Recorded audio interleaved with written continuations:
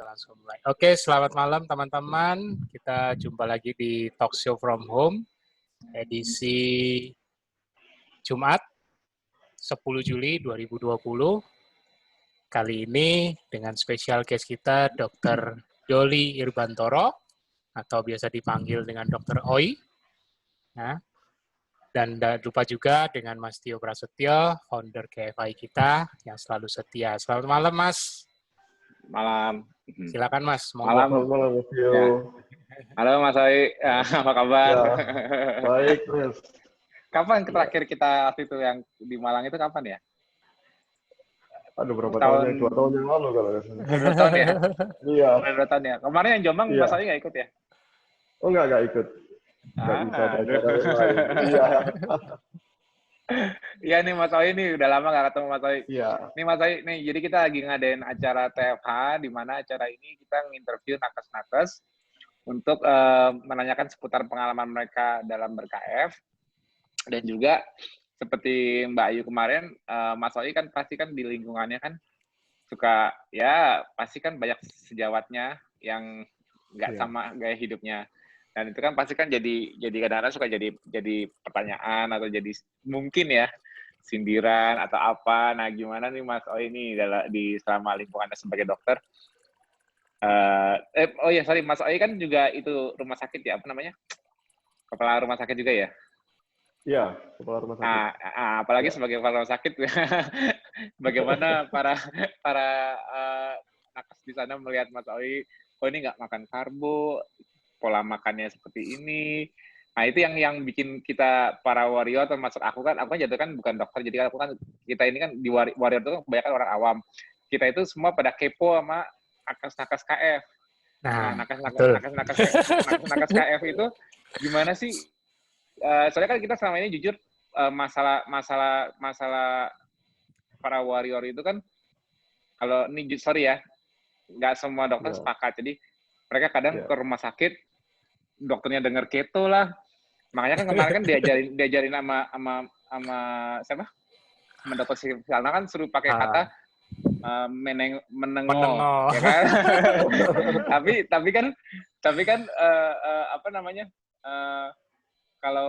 Kalau gimana nih tanggapan Mas Oi lihat banyak dokter yang belum mengerti mengenai apa itu KF sebenarnya, mereka taunya cuma lemak dan mereka tahu itu, mereka takut jangka panjangnya dan persepsinya terhadap gaya hidup Mas Oi sendiri sebagai salah satu dokter dan kepala rumah sakit juga, wah ini kok bos kita nih kok malah makannya seperti ini kayaknya agak menarik nih malam ini karena pasti banyak banget yang bisa ceritakan Mas Oi. Monggo Mas Oi. Ya. Oke, terima kasih Mas Tio dan Mas Bobi sudah diberi kesempatan untuk tampil di TFH ini. Awalnya saya grogi ketika dihubungi Mas Tio ini. Waduh, saya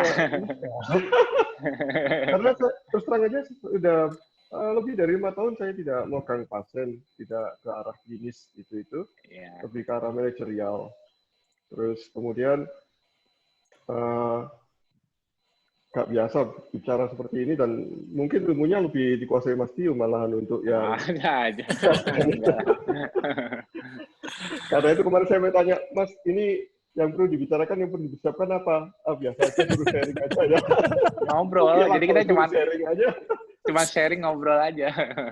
Kalau suruh sharing saja ya, kalau pengalaman kan nggak perlu disalahkan. Kalau teori bisa dibantah, ya kan?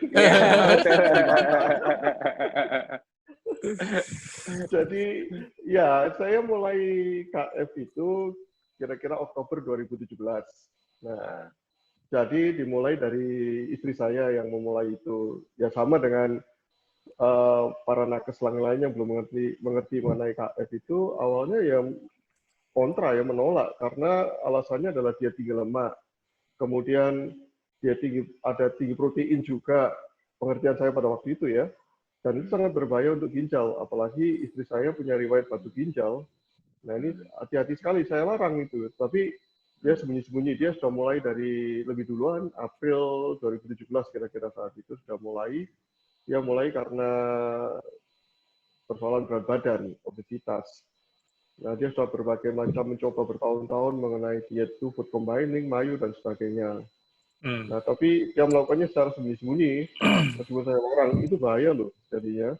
Apalagi persis seperti yang PFH sebelumnya, kami saat ini para dokter itu masih konotasi keto itu ketoasidosis soalnya. Itu pasti itu sampai sekarang sulit sekali dijelaskan bahwa ini berbeda dengan ketoasidosis. Karena kalau ketoasidosis kan berhubungan dengan gula yang tinggi, yang kronis. Jadi itu ya yang selalu dikonotasikan gitu. Nah, singkatnya, kira-kira September 2017 itu ya sebagai pimpinan rumah sakit kan industri yang padat segala-galanya, terutama padat masalah, Mas. Jadi masalahnya banyak sekali. Masalahnya banyak, padat tenaga, padat modal, padat investasi, dan yang paling banyak padat masalah. Jadi saat itu ada masalah yang cukup besar di rumah sakit, sehingga saya sendiri juga nggak mau makan, nggak doyan makan akhirnya. Sehingga melakukan omat tanpa sengaja, Mas. Jadi nggak pernah sarapan, pulang-pulang jam 5 sore, itu pulang langsung ngomong, Mam, aku belum makan ini. Jadi, 2 minggu gitu terus kemudian istri katakan, ikut KF saja, lebih enak, lebih kuat. Jadinya kalau gitu. Akhirnya salah, saya coba gitu ya. Jadi melakukan KF itu belajar dari istri saya, malah istri yang ikut-ikutan, maksudnya ikut grup, membaca, mendengar, dan di situ saya belajar dari dia, apa yang tidak boleh dimakan, apa yang boleh dimakan, begitu itu. Harus bagaimana. Jadi dia yang mententir saya sebenarnya. Karena saya nggak sempat belajar, karena waktu itu masih sibuk ngurusi rumah sakit. Dan setelah Oktober 2017, itu waktu akreditasi, Mas. Jadi, akreditasi rumah sakit kan, sudah selesai akreditasi, sudah lulus, ya akhirnya saya coba serius mempelajari KF itu. Dan saya ingat akhir tahun 2017, Mas Tio mengadakan seminar di Mojokerto. Saya dari Batu, saya perjuangan sampai ke Mojokerto, Mas, lihat benar-benar pengen tahu apa sih sebenarnya itu mengenai KF. Tapi waktu itu udah jalanin atau belum waktu itu? Atau ke ya, sudah jalani, tapi asal kan sudah bergabung dengan, ditanya dulu kan waktu masuk di Facebooknya itu, grup Facebooknya ditanya sudah menjalankan atau sudah menjalankan. Tetapi ya asal jalan saja, nggak ngerti itu 5 pilar apa-apa, yang penting ini boleh nggak dimakan. Tanya istri malah, boleh nggak dimakan. Dia sendiri juga ilmunya terbatas kan. Jadi saat itu juga saya masih makan nanas, katanya nanas itu boleh. Ya. Oh bagus, saya lihat bromelinnya bisa menurunkan berat badan, segala katanya kan. Oh ya bagus, antioksidan tinggi, oh ya itu, berarti nggak apa-apa saya makan. Jadi justru setelah dari Mojokerto itulah saya coba mempelajari lebih serius lagi, dan salut dengan Mas Tio. Cara menyampaikannya luar biasa, Mas. Bisa diikuti. Lebih mudah daripada dosen saya mengajarkannya, Mas. Bener, jujur. Jadi, ini elektro ya kan, Mas Tio ya? Mengajarnya daripada prof saya di fisiologi. Jadi boleh dibilang pelajaran yang dulu jadi killer itu sekarang jadi menarik ya, Mas ya? Iya, kalau dulu nggak suka memang. Terus terang aja saya mewakili para dokter, kami itu tidak suka dengan hal yang fisiologis. Pengennya langsung patologi. Kalau bisa, mewakili para dokter. Semester awal sudah langsung praktek, Mas. Mempelajari patologinya, penyakitnya, bagaimana cara mengobatinya. Kalau bisa mengobati itu sesuatu yang membanggakan. Padahal sebenarnya sekarang ini lebih mengarah ke fisiologis. Kita kembalikan ke fisiologis. Kegagalan para dokter sekarang ini juga karena selalu orientasi pada patologisnya, bukan pada fisiologisnya. Lupa pada fisiologisnya bagaimana itu. Persis seperti dikatakan dokter Sylvia, kalau nggak salah yang dokter kemarin itu, Silvana. Jadi itu kan mengembalikan pada proses fisiologisnya. Nah itu yang disampaikan oleh Mas Tio di sana mengenai fisiologis itu. Jadi pelajaran di semester awal itu yang tidak disukai oleh para dokter sebenarnya. Basic-basicnya itu. Jadi pengen langsung patologis, sakit apa, obatnya apa, begitu itu jadinya. Nah ini yang salah di situ. Nah, jadi 6 bulan pertama KF itu berat badan saya turun drastis, Mas. Saya diawali dari berat badan 80-an lah. Saya nggak sempat nimbang pada waktu itu, tapi ya memang gemuk sekali, tapi nggak merasa gemuk. Ironi, Sama ya. aku juga dulu gitu. Waktu gemuk aku juga nggak pernah merasa gemuk. Nggak merasa Waktu gemuk aku pede. nggak merasa gemuk. Kalau di olok-olok oleh staff saya, dok kok gemuk, dok perutnya gitu. Enggak ah, ya coba nafas tadinya kan. Nah, Cuma itu. sedikit montok nggak gemuk. Ya karena tulang saya kecil, jadi nggak kelihatan besar-besar banget, tapi sebenarnya berat. Jadi 80 kiloan, jadi itu luar biasa berat jadi itu. Nah, turunnya drastis, jadi bisa sampai dalam 6 bulan itu kira-kira bisa hampir 15 kiloan, dan kelihatan sekali memang, karena tulang saya kecil kan. Dan saya jalani 6 bulan itu tanpa olahraga memang. Jadi ya karena setengah-setengah tadi itu masih mempelajari dan lupa olahraga. Jadi ya dokter kan hanya bisa menganjurkan olahraga. Katanya dokter harus olahraga, tergantung komanya kan. Katanya dokter harus olahraga. Itu dokternya yang olahraga ya. Kalau katanya dokter harus olahraga, berarti bukan dokternya yang olahraga, orang lain. Jadi nggak pernah. Jadi ya karena itu, jadi kurus, kering, nggak seger, gitu kurus dok sekarang, jelek dok. Nah, dikira sakit ya? Iya, dikira sakit. Terus kemudian dikatakan jelek itu sebenarnya saya sedikit bangga juga. Berarti saya dulu tuh ganteng ya. Sekarang juga masih ganteng kok. Terus kemudian baju jadi kedodoran, jadi tapi dampaknya sebenarnya bagus, tubuh menjadi fit gitu kan. Jadi ya. Nah ini yang bagus sekali. Jadi jangan tuan. Ini sampai saya catat ini mas. Ya, saya catat dulu. Tapi setelah sadar itu kemudian barulah start olahraga, jadi gitu.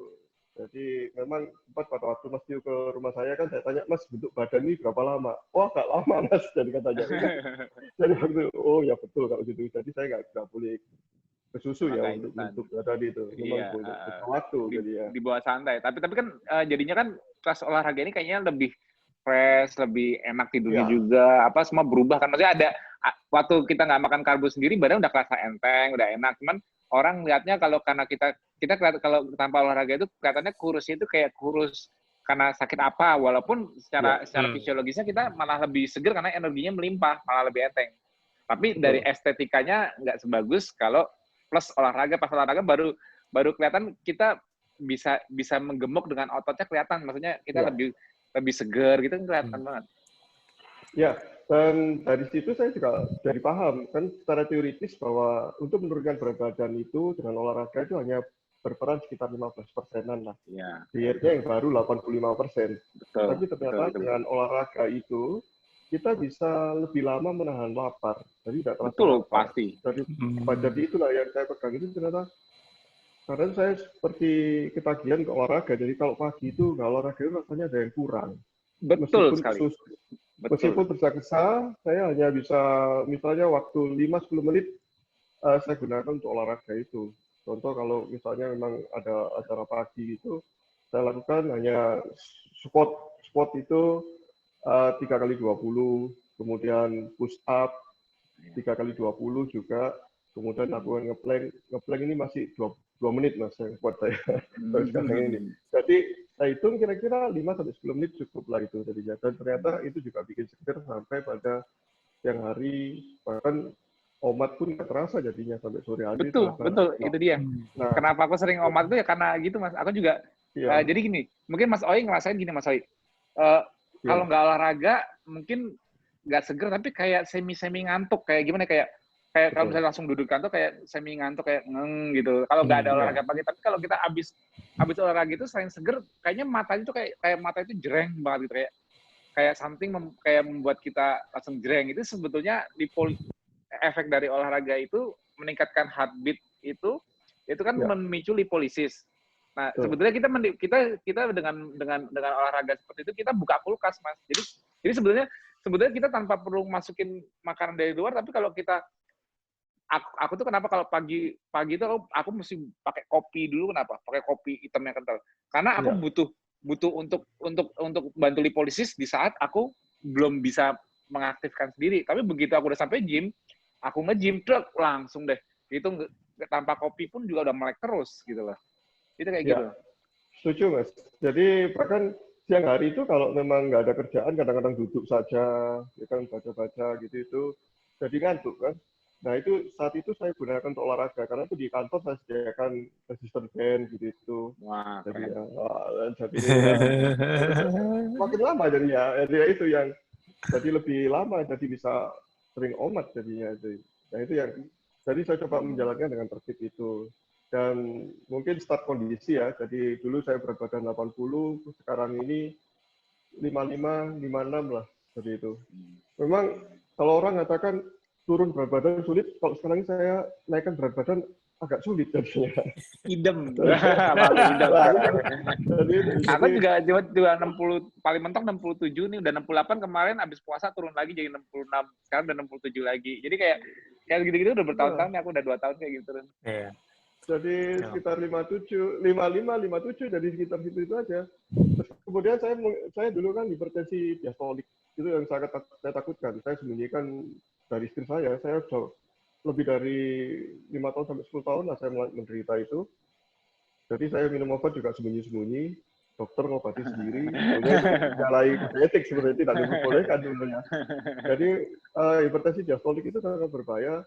Saya baca, ya, saya khawatir sendiri, tapi saya simpan sendiri. Jadi hipertensi diastolik itu kan tekanan bawahnya yang selalu tinggi. Saya tekanan bawah saya boleh. Dicantol di atas di 100, Mas. Jadi tekanan di atasnya sistolik 140 per 140 misalnya 150 140, tapi bawahnya itu 100 gitu itu dan heart rate-nya cepat. Ya, itu yang saya khawatir karena ternyata saya baca interaksinya bahwa itu terjadi biasanya pada orang-orang muda, terlebih lagi pada eksekutif muda. Eksekutif. Pada eksekutif muda. Jadi di bawah 45 begitu itu. Nah, karena obesitas. Jadi ya obesitas kurang gerak. Nah, dua-duanya sulit saya lakukan. Karena saat itu saya mau diet seperti istri saya yang mati-matian, saya nggak bisa. Saya itu nggak bisa puasa. Saya nggak pernah puasa. Itu, dan tidak pernah bisa meninggalkan nasi. Kalau tanpa nasi itu belum makan menurut saya. Betul, kayak yang kemarin aku ceritain. Itu, iya betul, jadi sulit sekali. Jadi itu harus turun. Karena itu saya nggak bisa menurunkan berat badan, saya pakai obat-obatan, berbagai macam obat-obatan. Dan bahkan hampir fatal karena pernah saya itu sakit diare, Mas. Tapi kan saya gengsi ya. Karena penyakit masuk direktur diare ya kan. Corok berarti kan. Karena itu saya tahan sampai seperti itu. Akhirnya ketika mual muntah nggak bisa makan, nggak bisa minum apapun karena diare harus diimbangi dengan cairan kan. Akhirnya dibawa ke rumah sakit. Pada waktu itu saya tidak ngaku kalau minum obat, nggak ngomong. Jadi obat bisoprolol itu obat yang mengurangi denyut jantung. Kan saya tahu bahwa denyut jantung saya heartnya di atas 100, heartnya tinggi. Harus saya kurangi. Nah, ketika dehidrasi karena diare itu sampai shock, ternyata nadi saya tidak bisa kompensasi. Seharusnya ketika tekanan darah turun, shock, maka secara normal nadi itu cepat. Sampai dokter yang merawat, staf saya bingung. Waduh, direkturnya kayak gini, bingung dia. Sampai dimasukkan ke ICU. Saya masuk ICU waktu itu. Kemudian dicek jantungnya segala sampai di EKG. Ternyata normal, nggak apa-apa, nggak ada apa-apa. Nah itu sampai, karena itu ternyata setelah itu saya sadar, oh saya kemarin nggak ngomong kalau saya itu minum obat yang menghambat denyut jantung.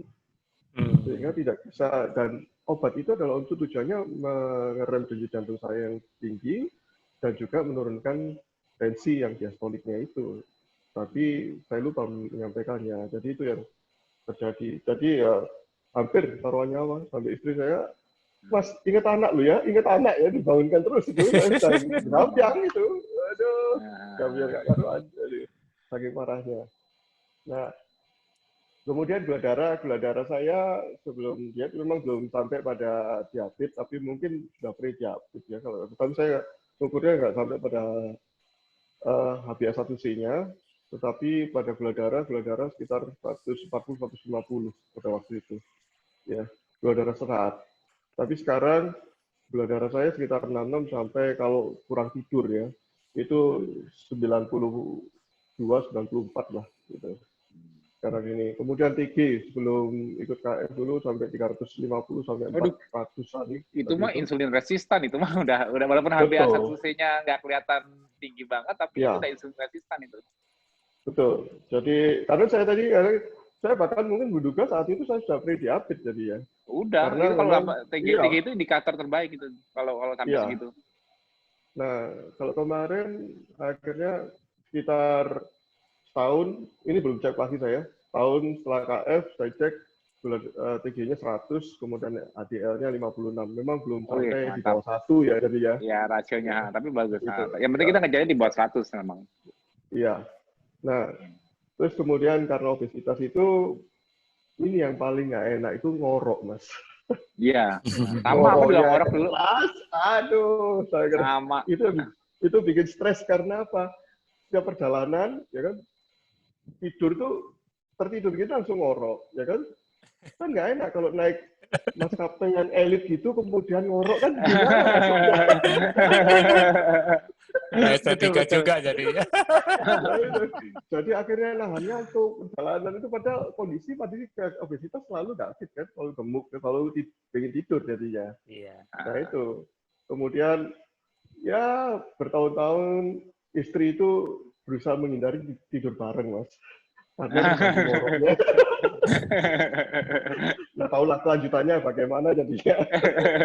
Karena istri nggak menemani tidur jadinya. Nah, itu ya, benar-benar bikin ngorok gitu tuh. Dan istri seringkali juga jengkel. Jadi setelah pulang kantor, makan, kemudian nonton TV sambil diskusi ya, ngobrol-ngobrol gitu, kemudian langsung terdengar grok, dijak omong tidur malah. Nah itu. Nah itu yang jadi kayak. Tapi sekarang lebih enak, keuntungannya adalah dia ngomong saya tidur nggak terdengar, Mas, nggak tahu dia tahu. Loh, udah tidur. Iya, memang yang hilang duluan memang ngorok. Aku juga dulu, kalau itu Amalina sampai dibangunin, yang bangun. Ngapain sih kamu ngorok kayak gitu? Dia sampai nggak tidur dulu zaman awal itu sih, masih pengantin baru kan, aku masih super weight. Kalau dia keselnya gitu, selalu dibangunin jam 2 gitu, bangunin. Karena dianya nggak bisa tidur, kita sih tidurnya udah ngorok aja. Tapi saya lebih parah lagi, selain ngorok juga OSA, obstructive sleep apnea. Nah itu yang berbahaya. Jadi itu yang berbahaya sekali. Jadi istri saya sebenarnya pada waktu saya ngorok dulu itu, dia tidur di kamar yang lain, begitu berhenti dia langsung bangun membangunkan saya.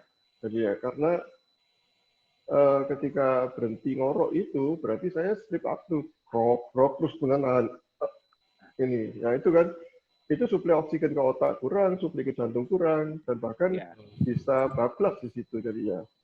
Nah karena itu juga istri ketika saya sering traveling karena seminar, karena rapat di luar kota dan sebagainya, sering ketakutan. Karena saya tidur sendiri di hotel, siapa nanti yang membangunkan dan sebagainya, itu juga menjadi khawatir. Tapi bersyukur sekarang ya nggak ada masalah, jadi suruh maksudnya pergi-pergi juga oke lah. Tapi sekarang berkurang gara-gara pandemi, Mas. Nggak bisa kemana-mana ini.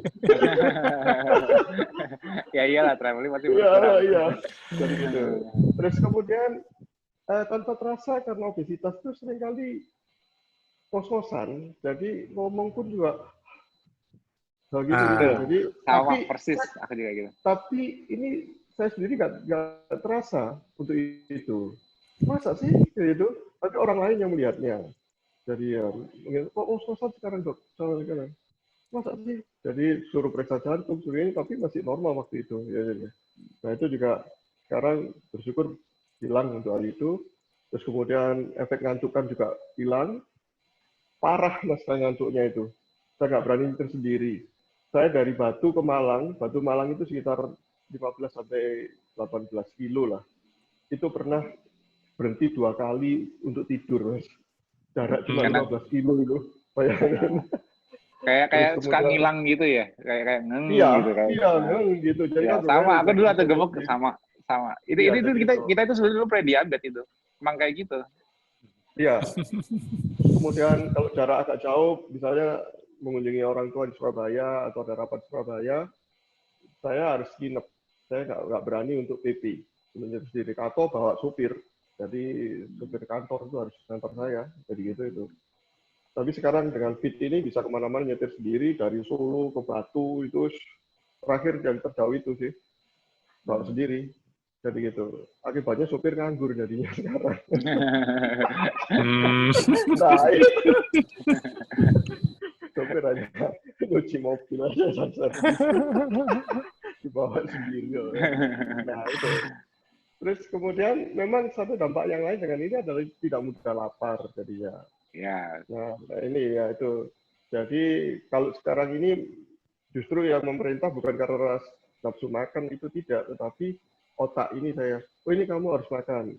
Jangan sampai hipokalori kan, karena susu terus nanti meskipun kita sudah olahraga, kalau ternyata kalorinya juga tidak seimbang kan, juga tidak terbentuk di dalam otot kan jadinya. Jadi itu yang memerintahkan hanya dari otak saja itu, misalkan bukan rasa lapar.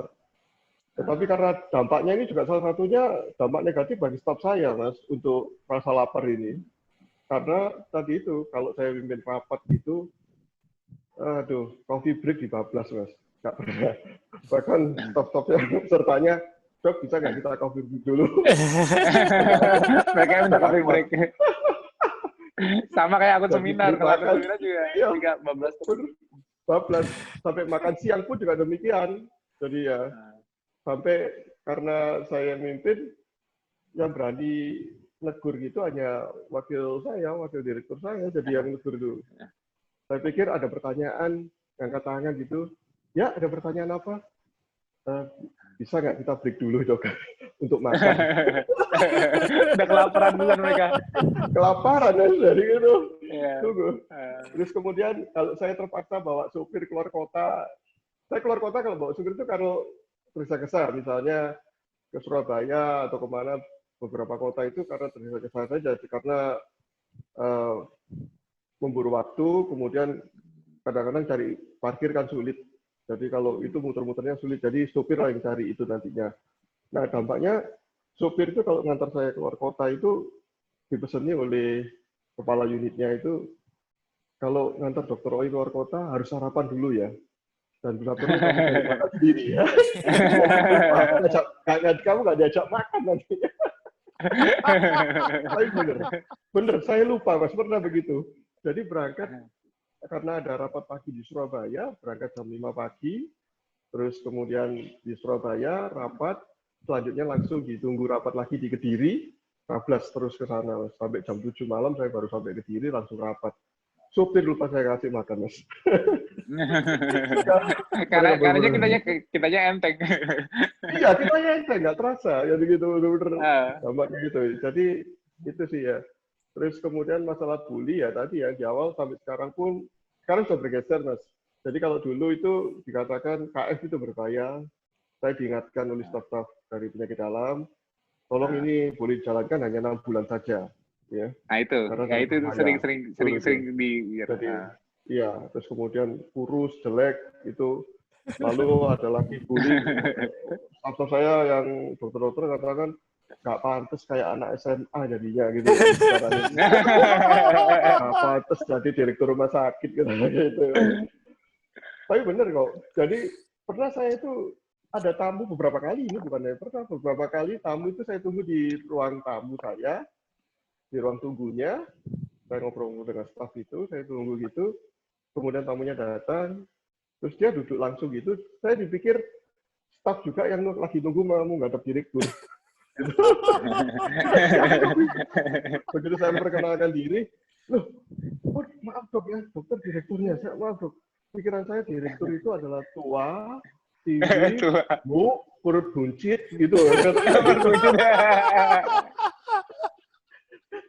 Bener itu, jadi aduh, gitu. Jadi itu yang bulinya kayak gitu. Kemudian dikatakan diet ini mahal, jadi katanya. Tapi sudah saya jelaskan bahwa sebenarnya relatif bisa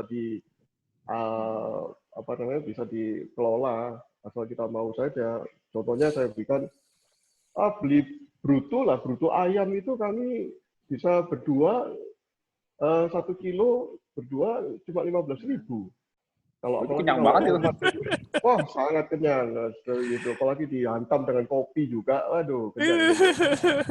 Nggak kuat lah. Nah tapi sudah saya jelaskan begitu, ya namanya orang selalu cari alasan ya. Sekarang ini malah katanya kan kita utamakan pada puasanya sebenarnya kan. Dan puasa adalah penyembuhnya, ya kan, the healer-nya. Jadi kita orientasi di situ. Nah sekarang ini malah, wah nggak kuat tuh kalau saya puasa gini, ya kan? Hidup kok dibikin susah, berat gitu. Ya itu orang alasan-alasan saja itu saya. Terus kemudian ada teman yang gitu, kok makan aja milih-milih, susah sekali milih-milih. Jadi karena milih-milih, karena mikir, itulah jadi kurus kamu ya. Dianalisa sendiri. Padahal enak-enak loh. Bahkan kemarin Buyan tuh, saya KF ini 3 tahun ini saya nggak pernah makan loh. Tapi gadu saja. Pada Jawanya gadu itu kan lauknya saja yang dimakan. Lauknya aja. Jadi ya itu. Nah, karena dulu kan pikiran kalau orang terutama Jawa, kalau belum makan nasi, dikatakan belum makan. Meskipun sudah makan roti 1 potong besar gitu itu kan. Jadi ya, nah itu ya. Nah, karena itu orang selalu pada makanan besar gitu itu selalu nasi. Itu yang repotnya. Nah, sebenarnya di masa pandemi ini adalah saat yang tepat sebenarnya. Mereka galau banget. Nah ini yang mungkin bisa mungkin kalau ada nakes yang lain, apalagi dokter, bagaimana cara mengarahkan mereka. Karena sekarang ini para dokter lagi kebingungan, lagi depresi sebenarnya, bahwa mereka adalah komorbid. Perlu diketahui, saya share saja bahwa kemarin saya baru webinar dengan staf di Dr. Stomo, mengatakan bahwa nakes yang obesitas itu sangat sulit ditolong sebenarnya. Jadi sebagian besar yang meninggal nakesnya di Dr. Stomo maupun di Surabaya saat ini adalah karena obesitas. Jadi itu. Bahkan ini barusan ada BPJS dari dokter BPJS itu calon spesialis ya. Itu BPJS sana meninggal karena ternyata obesitas juga. Bahkan sekarang ini di Dr. Stomo itu bagi yang obesitas itu yang pendidikan spesialis diminta untuk cuti dulu. Sekolah dari rumah dulu, SPH dulu, jadi gitu. Jadi dilarang masuk ke rumah sakit dulu, jadi gitu. Sangat penting karena obesitas sulit disembuhkan, apalagi dengan metode sekarang ini selain masuk ventilator, maka tidurnya pun pronasi, ditengkurapkan kan. Nah kondisi gemuk akan sulit untuk tengkurapnya itu. Tengkurapnya nggak tanggung-tanggung, bisa 12 jam gitu sehari.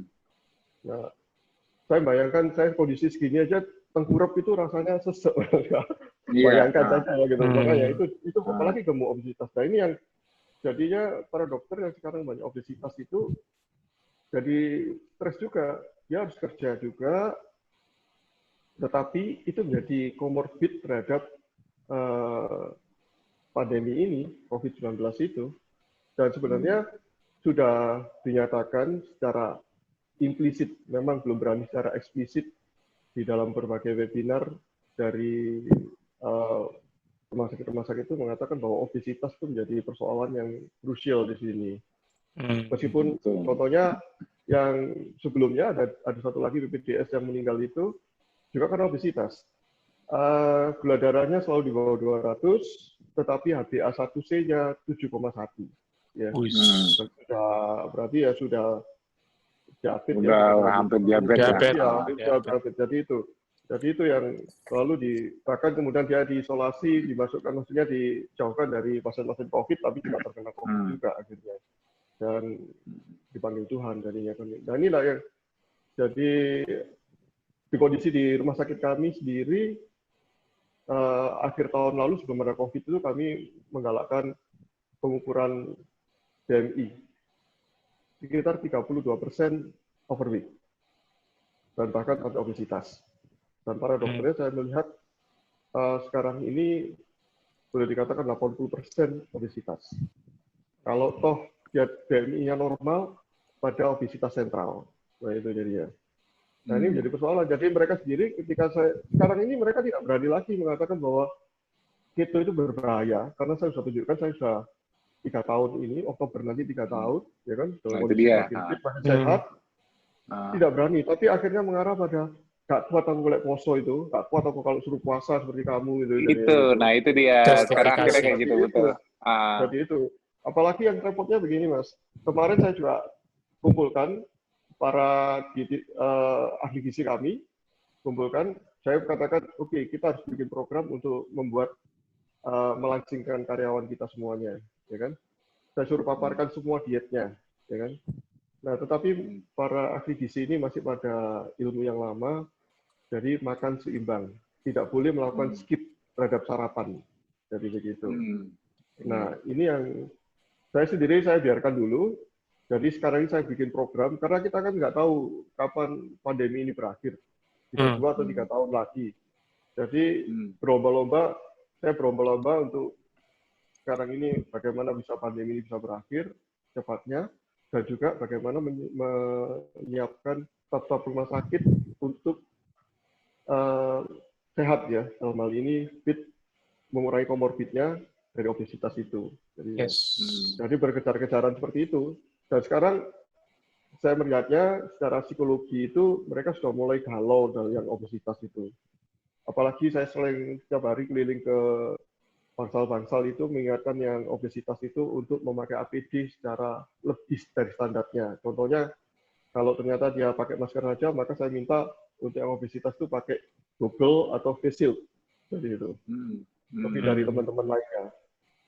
Dan itu mereka juga harus saya tegur terus, harus turunkan berat badan. Jadi mereka pada taraf galau itu. Dan ini saya perintahkan ke staf-staf yang obesitas untuk konsultasi gizi. Saya biarkan dulu lah, Mas, bagaimana nyoba cara dietnya itu. Jadinya. Nah, kalau gagal, barulah nanti saya masuk ke situ. Karena saya tidak mau memaksakan diri saya untuk pola hidup seperti ini. Karena nanti kalau ada apa-apa, nanti misalnya saja bagi yang timbul healing crisis dan sebagainya, itu menyalahkan KF jadinya. Nah, itu yang hati-hati di situ. Jadi ya, memang kalau kita ingin membimbing orang harus menjelaskan itu. Jadi itu. Apalagi di masa pandemi ini juga agak krusial nantinya, seperti contohnya saja, beberapa itu bisa healing crisisnya di saluran nafas kan, yang alergi dan sebagainya. Nah, timbul itu kan saat ini sulit dibedakan dengan gejala-gejala COVID. Iya, langsung protokol COVID nanti. Bahwa, iya, itu yang kita harus hati-hati. Karena itu kita bisa nanti dibilang gara-gara KF saya terkena COVID, jadi ya. Yang berbeda, sangat berbeda sekali. Jadi, ya, gitu. Iya, jauh banget. Nah, itu yang menjadi problem. Jadi, yang itu yang harus kita waspadai juga di dalam hal ini. Karena itu, tapi sekali lagi dengan pembuktian sendiri bahwa saya sebagai living proof di tempat kerja itu, mereka juga tidak berani lagi mengatakan bahwa keto itu berbahaya, ya, keto itu mahal, tidak terbantahkan. Tapi sekarang ini untuk menjalaninya yang nggak kuat katanya mereka. Mereka nggak berani.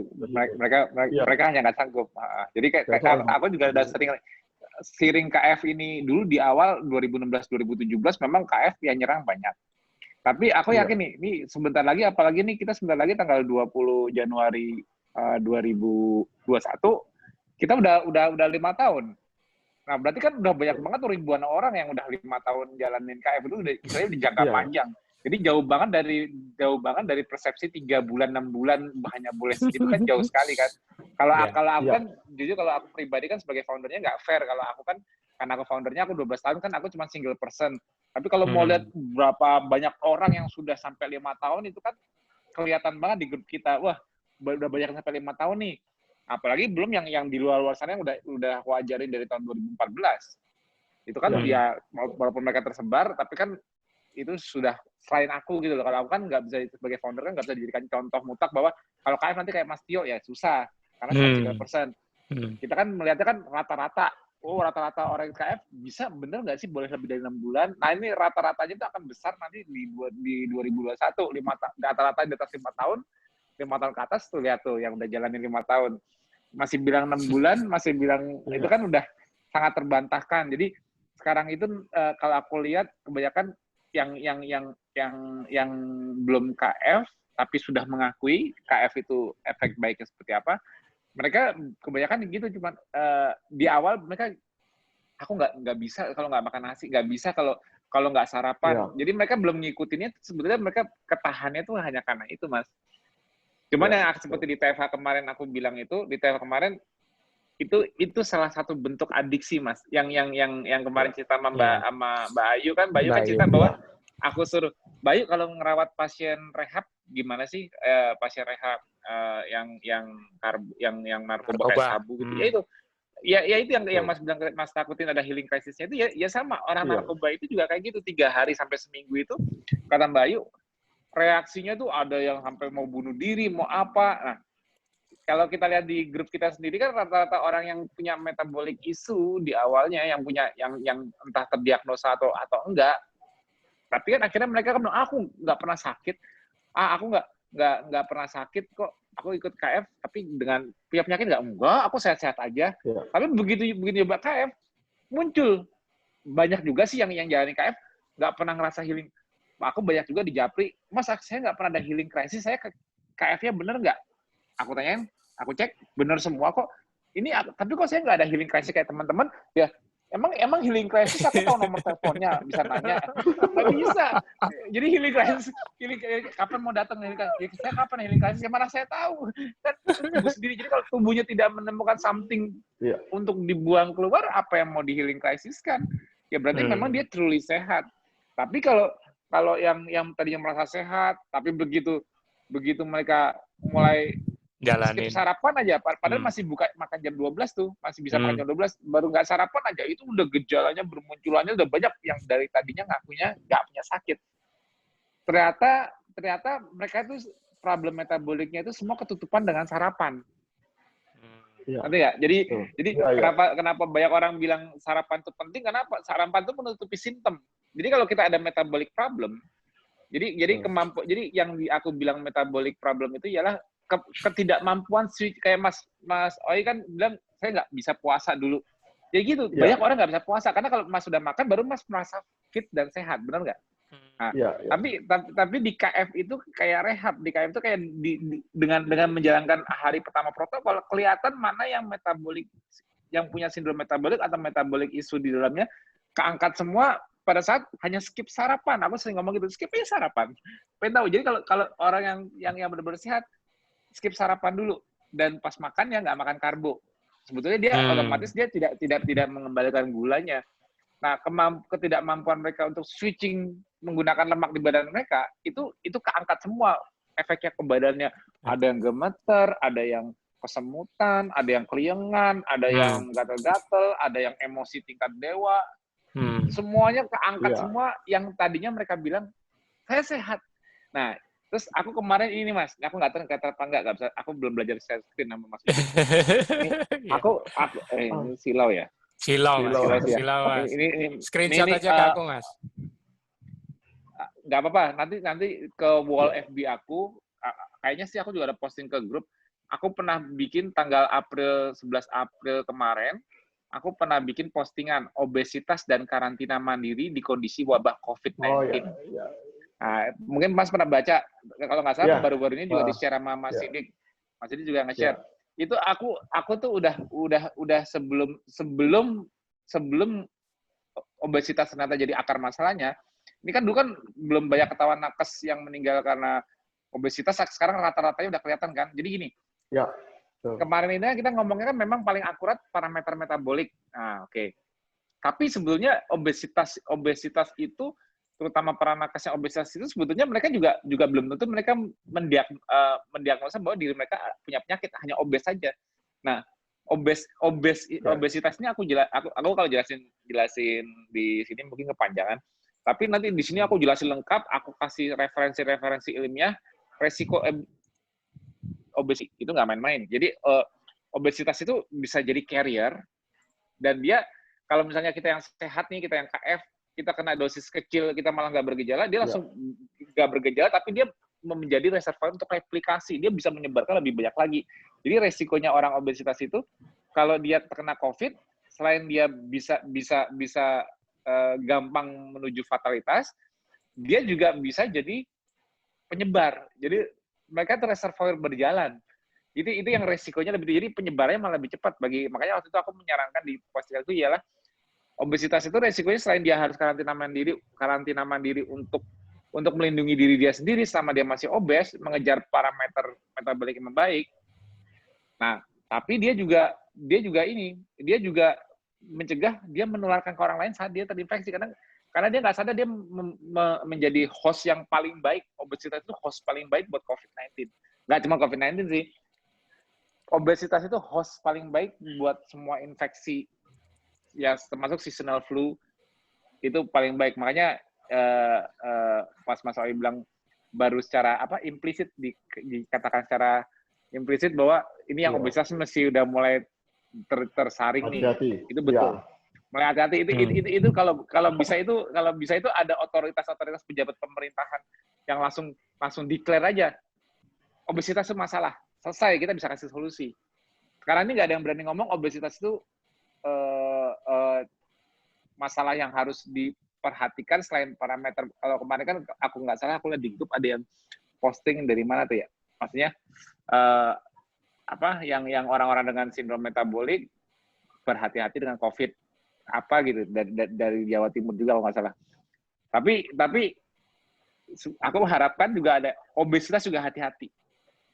Nggak hanya sindrom metabolik, obesitas itu bom waktu. Nah itu dia. Jadi obesitas ini kan berdasarkan beberapa data itu di Indonesia itu minimal 30%. Bahkan kalau ditambah dengan obesitas sentral itu bisa sampai 39%. Nah, kalau ternyata obesitas itu menjadi komorbid terhadap pandemi ini, maka korban terhadap pandemi ini bila, maaf kalau disebutkan herd immunity nantinya, karena kan vaksin belum ditemukan, itu bisa menjadi korbannya banyak, kira-kira 30% penduduk Indonesia. Dan fatalitasnya bisa sampai 10 juta orang kira-kiranya. Seperti itu. Dari beberapa Jadi sangat besar dari itu. Dengan case fatality yang cukup tinggi, yang terus meningkat, Jawa Timur saja 7,2 kalau nggak salah, itu yang sangat tinggi itu. Bahkan kemarin dikatakan tertinggi di Asia itu. Jadi case fatality dalam satu lokasi ya. Dari satu lokasinya itu. Jadi itu yang sangat besar. Jadi memang ini sangat penting sekali untuk mungkin kita yang di KF ini terus memberikan sosialisasi itu. Dan sebenarnya pemerintah sendiri sudah sadar sejak tahun 2017 itu. Ternyata 2017 itu ketika saya diskusi dengan ahli gizi itu dikatakan bahwa 2017 sudah pemerintah mengeluarkan program GENTAS namanya, Gerakan Nasional Turunkan Obesitas. Tapi ternyata hanya program-program saja, dan rasanya sangat sulit untuk melakukan penurunan berat badan karena hanya pada diet seimbang. Jadi Germas ya? GENTAS. Gerakan Nusantara Turunkan Obesitas. Itu di declare 2017. Jadi ya. Dan saya sendiri baru dengar kemarin untuk itu. Iya. Halo, kok bisa? Iya, saya nggak tahu. Kan banyak gerakan-gerakan soalnya. Iya, gerakan. Tapi kayaknya kayak Germas ini juga orang banyak yang masih belum ngeh. Kalau aku lihat sih, yang Germas yang sekarang lagi di Menkes, itu juga banyak yang belum ngeh kok mengenai Germas. Taunya masih 4 sehat 5 sempurna. Nah, sekarang ini betul. Jadi sekarang ini kalau menurut saya problem Indonesia ini pada keseimbangan kalori, bukan keseimbangan nutrisinya. Karena saya rasa berlimpah sekali makanan sudah banyak, jadi nutrisi sudah lengkap, tapi kalorinya yang berlebihan. Jadi itu, karena itu. Tapi pemerintah lihatnya atau tenaga gizi yang belum mengenal kita ini masih pada keseimbangan nutrisi. Jadi itu. Jadi buah harus ada, sayur harus ada. Jadi piring dibagi 4 gitu itu. Jadi ada karbo, protein, terus kemudian sayur dan buah. Jadi, inilah yang paradigma ini memang belum bisa digeser karena otoritas masih menyatakan itu yang benar. Jadinya. Tapi faktanya, karena itu saya punya strategi. Oke, ahli gizi silakan mau mengatur dietnya bagaimana silakan. Tapi saya tunggu kira-kira 6 bulan kemudian pasti gagal. Nah, silakan mencoba diet itu ya. Bagaimana memulainya. Jadi karena saya sudah buktikan bahwa sudah berhasil. Dan ini sharing saja bahwa ada 2 orang yang sudah memulai mengikuti saya, tapi memang belum full. Kata mereka, saya ikuti dokter saja, mengurangi nasi, mengurangi karbohidrat. Ternyata berat badannya juga turun, jadinya cukup signifikan gitu. Dan saya katakan itu bagus. Jadi maksud saya itu menjadi pintu masuk saya nantinya untuk menuju ke keseimbangan kalori dan ketofastosis ini, jadinya. Betul. Pentingnya itu, jadinya. Jadi secara Kalau pelan-pelan, ahli gizi, ya. kalau yang ahli gizi itu kayaknya kalau aku lihat, benar nggak Mas? Ahli gizi itu kayaknya melihat dia itu kayaknya punya pondasi dasarnya itu ialah dia sangat takut dengan malnutrisi. Pondasi dasarnya itu ialah dia takut malnutrisi, makanya dia mementingkan kalori kalau bisa jangan kurang. Jadi kalau bisa malah menghitung kalorinya pas. Jadi makannya harus gizi seimbang, nggak boleh ada nutrisi yang kurang. Kayaknya basic dasarnya nutrisi itu ialah ketakutan akan malnutrisi. Jadi kalau pasien masuk rumah sakit, kalau bisa nutrisinya masuk supaya dia cepat sembuh sebanyak-banyaknya. Jadi dia malah kalau bisa malah ekses kalori karena dia butuh tenaga buat sembuh. Betul nggak sih konsep yang aku pikirkan, cara pandang mereka melihat orang sakit, menjaga kesehatan itu nggak boleh malnutrisi, nggak boleh kekurangan kalori. Kayaknya konsepnya selalu itu deh kalau aku lihat. Betul. Jadi ada ukurannya di rumah sakit itu namanya plate list. Plate list itu berapa sisa makanan yang tidak dimakan oleh pasien. Semakin besar, maka nutrisinya atau penyajiannya kurang baik. Jadi itu scoring gizinya kurang baik. Jadi itu plate list namanya. Kemudian ada pandangan dari gizi sekarang sebagai terapi. Jadi bukan hanya obat. Nah, ketika pasien itu bisa menghabiskan makanannya selama 3 hari perawatan pertama, maka prognosis terhadap pasien itu menjadi jauh lebih baik daripada yang tidak bisa menghabiskan makanannya. Nah, pandangan inilah yang memang perlu dikaji ulang lagi oleh pihak pemerintah, karena ini teori dasar dari dietitian mereka juga seperti itu. Iya. Nah, padahal begini ya, rumah sakit kami dulu kan ada dokter dari Amerika yang datang juga, ya. Misalnya saja pasien masuk ICU karena serangan jantung, itu ternyata saya baru ngeh mengenai pola terapi dia dengan gizi. Jadi dipuasakan 3 hari 3 malam, hanya diberi kaldu saja untuk masukkan asupan makanannya itu. Jadi benar-benar orang yang kena serangan jantung itu puasa 3 hari 3 malam. Itu dari Amerika. Jadi dokter Amerika yang jadi merawat di ICU dengan ternyata memang harus dipuasakan seperti itu ya, gitu. Persis seperti yang dari buku yang metabolik kita buat kemarin itu ya, KF buat itu jadi ya. Karena sebetulnya Amerikanya ngerti apa enggak, tapi sebetulnya karena pada saat heart attack, keton itu yang paling cepat menyelamatkan. Jadi pada saat inisiasi kenapa ada 3 malam inisiasikan terjadinya ketosis. Kenapa? Ketosis itu keton itu sangat efektif dipakai jantung di saat dia mengalami serangan. Itu aku kayaknya pernah share juga di grup Telenakes. Jadi keton itu lebih malah itu yang diakui oleh AHA, American Heart Association, bahwa keefektifan keton dalam menyelamatkan heart attack itu efektif banget. Jadi pada saat sel-sel jantung mengalami failure dalam menghasilkan energi untuk melakukan kontraksi, walaupun awalnya penyebabnya mungkin karena ada sumbatan dan sebagainya, tapi kan dia kan ujungnya ialah kan dia kan ketidakmampuan dia menghasilkan energi, sehingga kan dia mengalami attack. Nah, itu keton itu bahan bakar yang paling di-prefer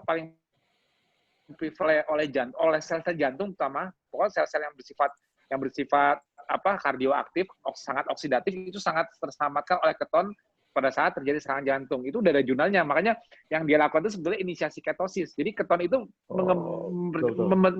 mencegah kerusakan lanjutan dari jantung. Karena kalau dia dibiarkan serangannya hipoksia yang kelamaan, dia rentetannya panjang. Nanti jantungnya malah fungsinya juga berkurang. Makanya yang dilakukan dokter Amerika itu sebenarnya inisiasi ketosis. Tapi entah waktu dia ke Mas itu ngomongnya gimana, aku nggak tahu kenapa dia melakukan 3 hari ini untuk apa, aku nggak tahu. Kalau di sana ngomongnya gimana waktu itu dia? Saat itu kami nggak tahu ya dasarnya apa, dan sana mereka dia tidak menjelaskan. Tapi percaya sama dia karena dia dari Amerika dan boleh 3 hari. Kalau Mas Toy yang nyuruh, bayangin nanya, kenapa 3 hari nggak makan malnutrisi? ditentang Mas. Jadi bahkan sekarang ini karena dokter Amerika sudah kembali ke Amerika, jadi diteruskan dengan dokter nasional di kami ini berubah benar total. Jadi tidak ada lagi puasa, semua diet gitu. Jadi bahkan kalau dia tidak bisa peroralnya, maka kita blenderkan, dibuat haring gitu tuh supaya masuk ke dalam lambungnya, seperti itu. Nah ini yang memang paradigma ini yang memang perlu direview lagi untuk itu. Yeah. Saya pada waktu itu saya belum tahu. Memang dia ditentang oleh dokter Indonesia untuk dokter Amerika itu, jadi gitu. Nah ini. Tapi it works ya, lakukannya berhasil. Ya betul berhasil. Jadi justru sekarang ini di Indonesia banyak kegagalan karena itu dokter-dokter lalu mengajarkan untuk kateterisasi selalu begitu jadinya. Karena itu orang Indonesia menjadi kayak film Mas. The Lord of the Ring, Mas.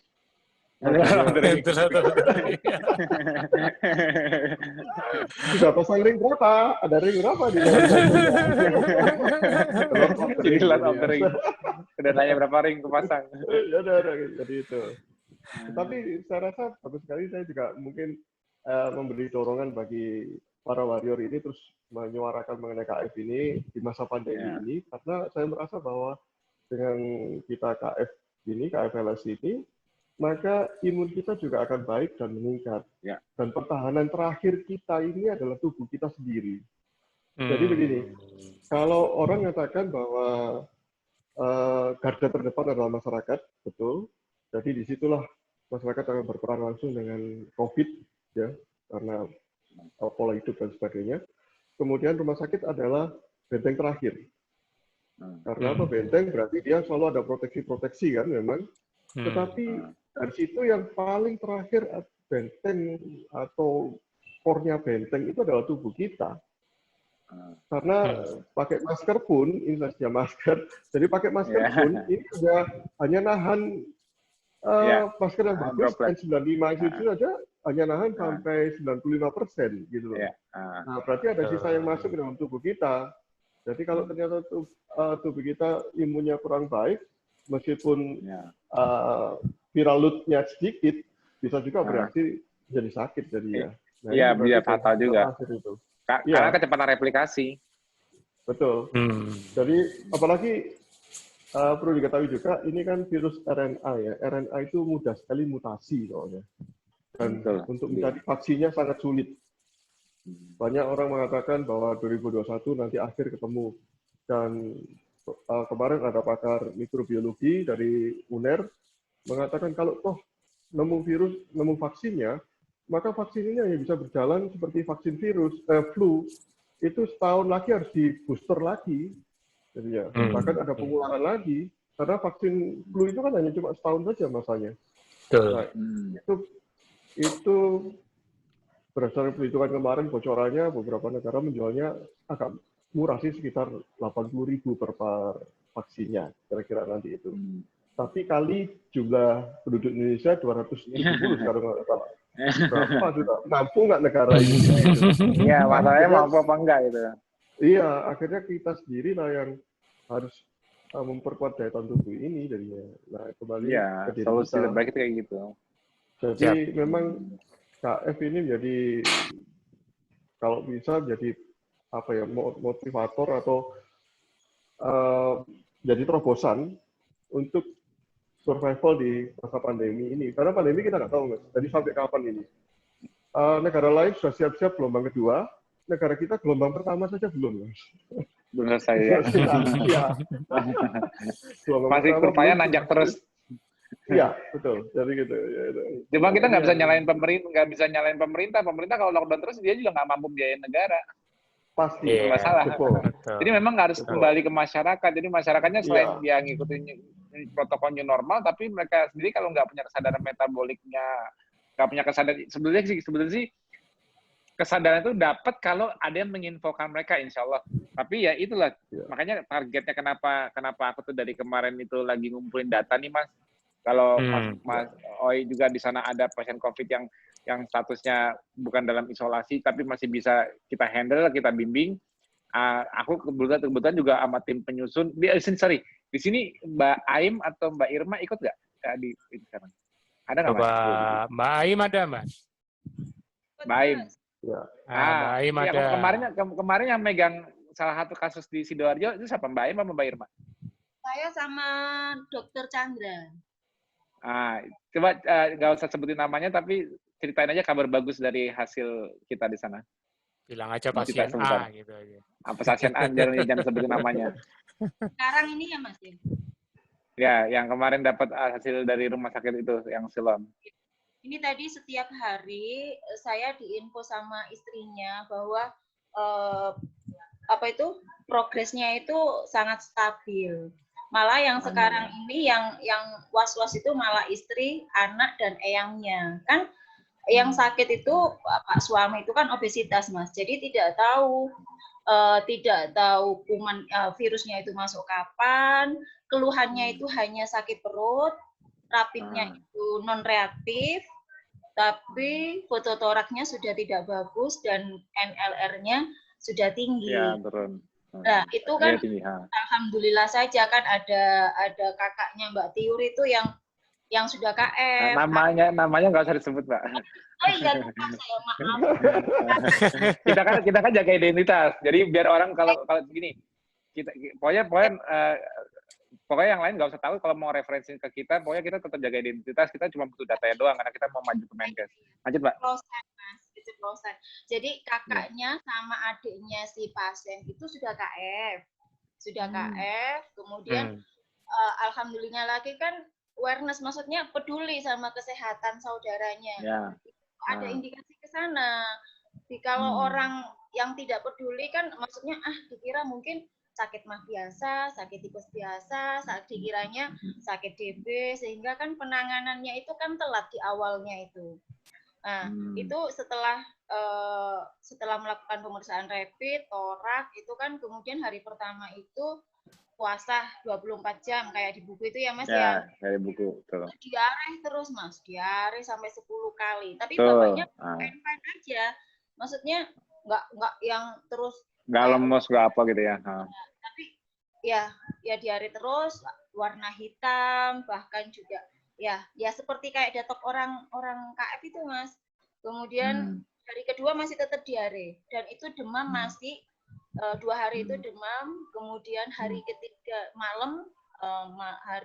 malam itu sudah mulai agak rasa kok sesak ya. Itu kemudian kita namanya kita nggak mendampingi di depan mata ya Mas ya WA kadang sinyal salipan, satu ngomong apa satu ngomong apa. Kemudian siap-siap oksigen apa itu namanya kalengan, kemudian kok semakin sesak. Akhirnya konsultasi Dokter Chandra, berangkat ke rumah sakit gitu. Ini butuh pendorong gitu kan Mas. Mas semua juga ya. Kemudian tapi pada saat di rumah sakit itu cuma semalam saja Mas. Semalam dapat oksigen, maksudnya dapat oksigen dengan bantuan alat di rumah sakit itu cuma semalam. Besoknya itu sudah lepas oksigen. Ya. Sudah lepas oksigen dan sampai sekarang sudah tidak ada keluhan yang gimana gitu, fine aja orangnya. Hanya saturasi oksigen kan bagus kemarin di share di grup hasilnya. Pada saat berangkat ke rumah sakit pun sampai beli alatnya kan saturasi itu bagus, cuman si pasien itu merasa kurang nyaman bernafas gitu kan. Nyaman bernafas. Pada saat di rumah sakit di swab hasilnya itu hari Rabu kalau nggak salah. Hari Rabu itu dinyatakan positif Mas. Memang sudah kehendaknya ya masih terselamatkan. Cuman kan di masyarakat itu kan banyaknya penanganan awalnya kan telat karena itu dia telat. Orang masih menolak. Oh, masa anu sih COVID sih mungkin cuman mungkin cuman tipes, mungkin cuman apa itu namanya demam berdarah biasa, dikiranya sakit seperti itu, padahal itu sudah berproses, sudah menularkan, sudah getuk tularnya itu sudah panjang. Panjang ya. Alhamdulillah ini bagus sekarang. Setiap hari saya Iya, nggak apa-apa. Datanya dikumpulin aja Mbak. Nanti kan kita kan masih nyari data terus supaya itu. Nanti kayak Mbak Aim, Mbak Irma, Mbak Siti Chandra dan semua tim penyusun lain itu kita di sini siap bantu yang ada misalnya dapat referensi dari saudara, teman siapa yang kena COVID, kalau bisa yang jangan yang udah lapor, saudara saya ada tuh udah di ICU, ya kita mau bisa apa di ICU? Maksudnya dia kan udah full isolasi dari rumah sakit, kita kan nggak bisa intervensi. Kalau bisa yang masih OTG, ODP atau Justru PDP preventifnya tanpa itu. ya PDP yang tidak bergejala, seri yang positif tapi tidak bergejala pun nggak apa-apa, karena jeleknya COVID itu gini, bisa aja dia ketahuan reaktifnya tidak sengaja karena dia screening atau apa, terus dia merasa nggak bergejala, cuma katakan mandiri.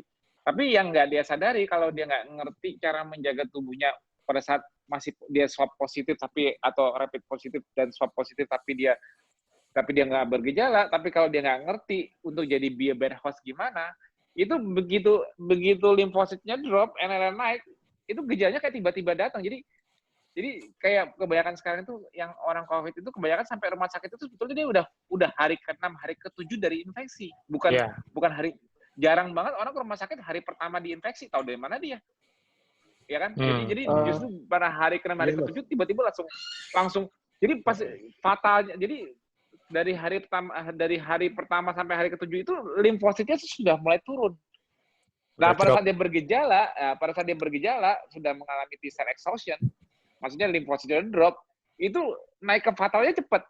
Iya. Karena begitu demam tapi dia dengan kondisi respon, begitu imunnya sudah mulai merespon, karena imun responnya pertama telat, sehingga dia kesannya kayak nggak bergejala, tapi ternyata limfositnya drop, dia nggak sadar, begitu dia bergejala baru dikit-dikit, dia pas mau lawan balik, limfositnya sebagai sisi regulatornya nggak bisa bantu apa-apa. Yang lucunya akhirnya acak terus. Nah itu udah kalau udah dia di foto torak udah mulai bergerak menyebar apa-apa. Jadi langsung jatuhnya eskalasi.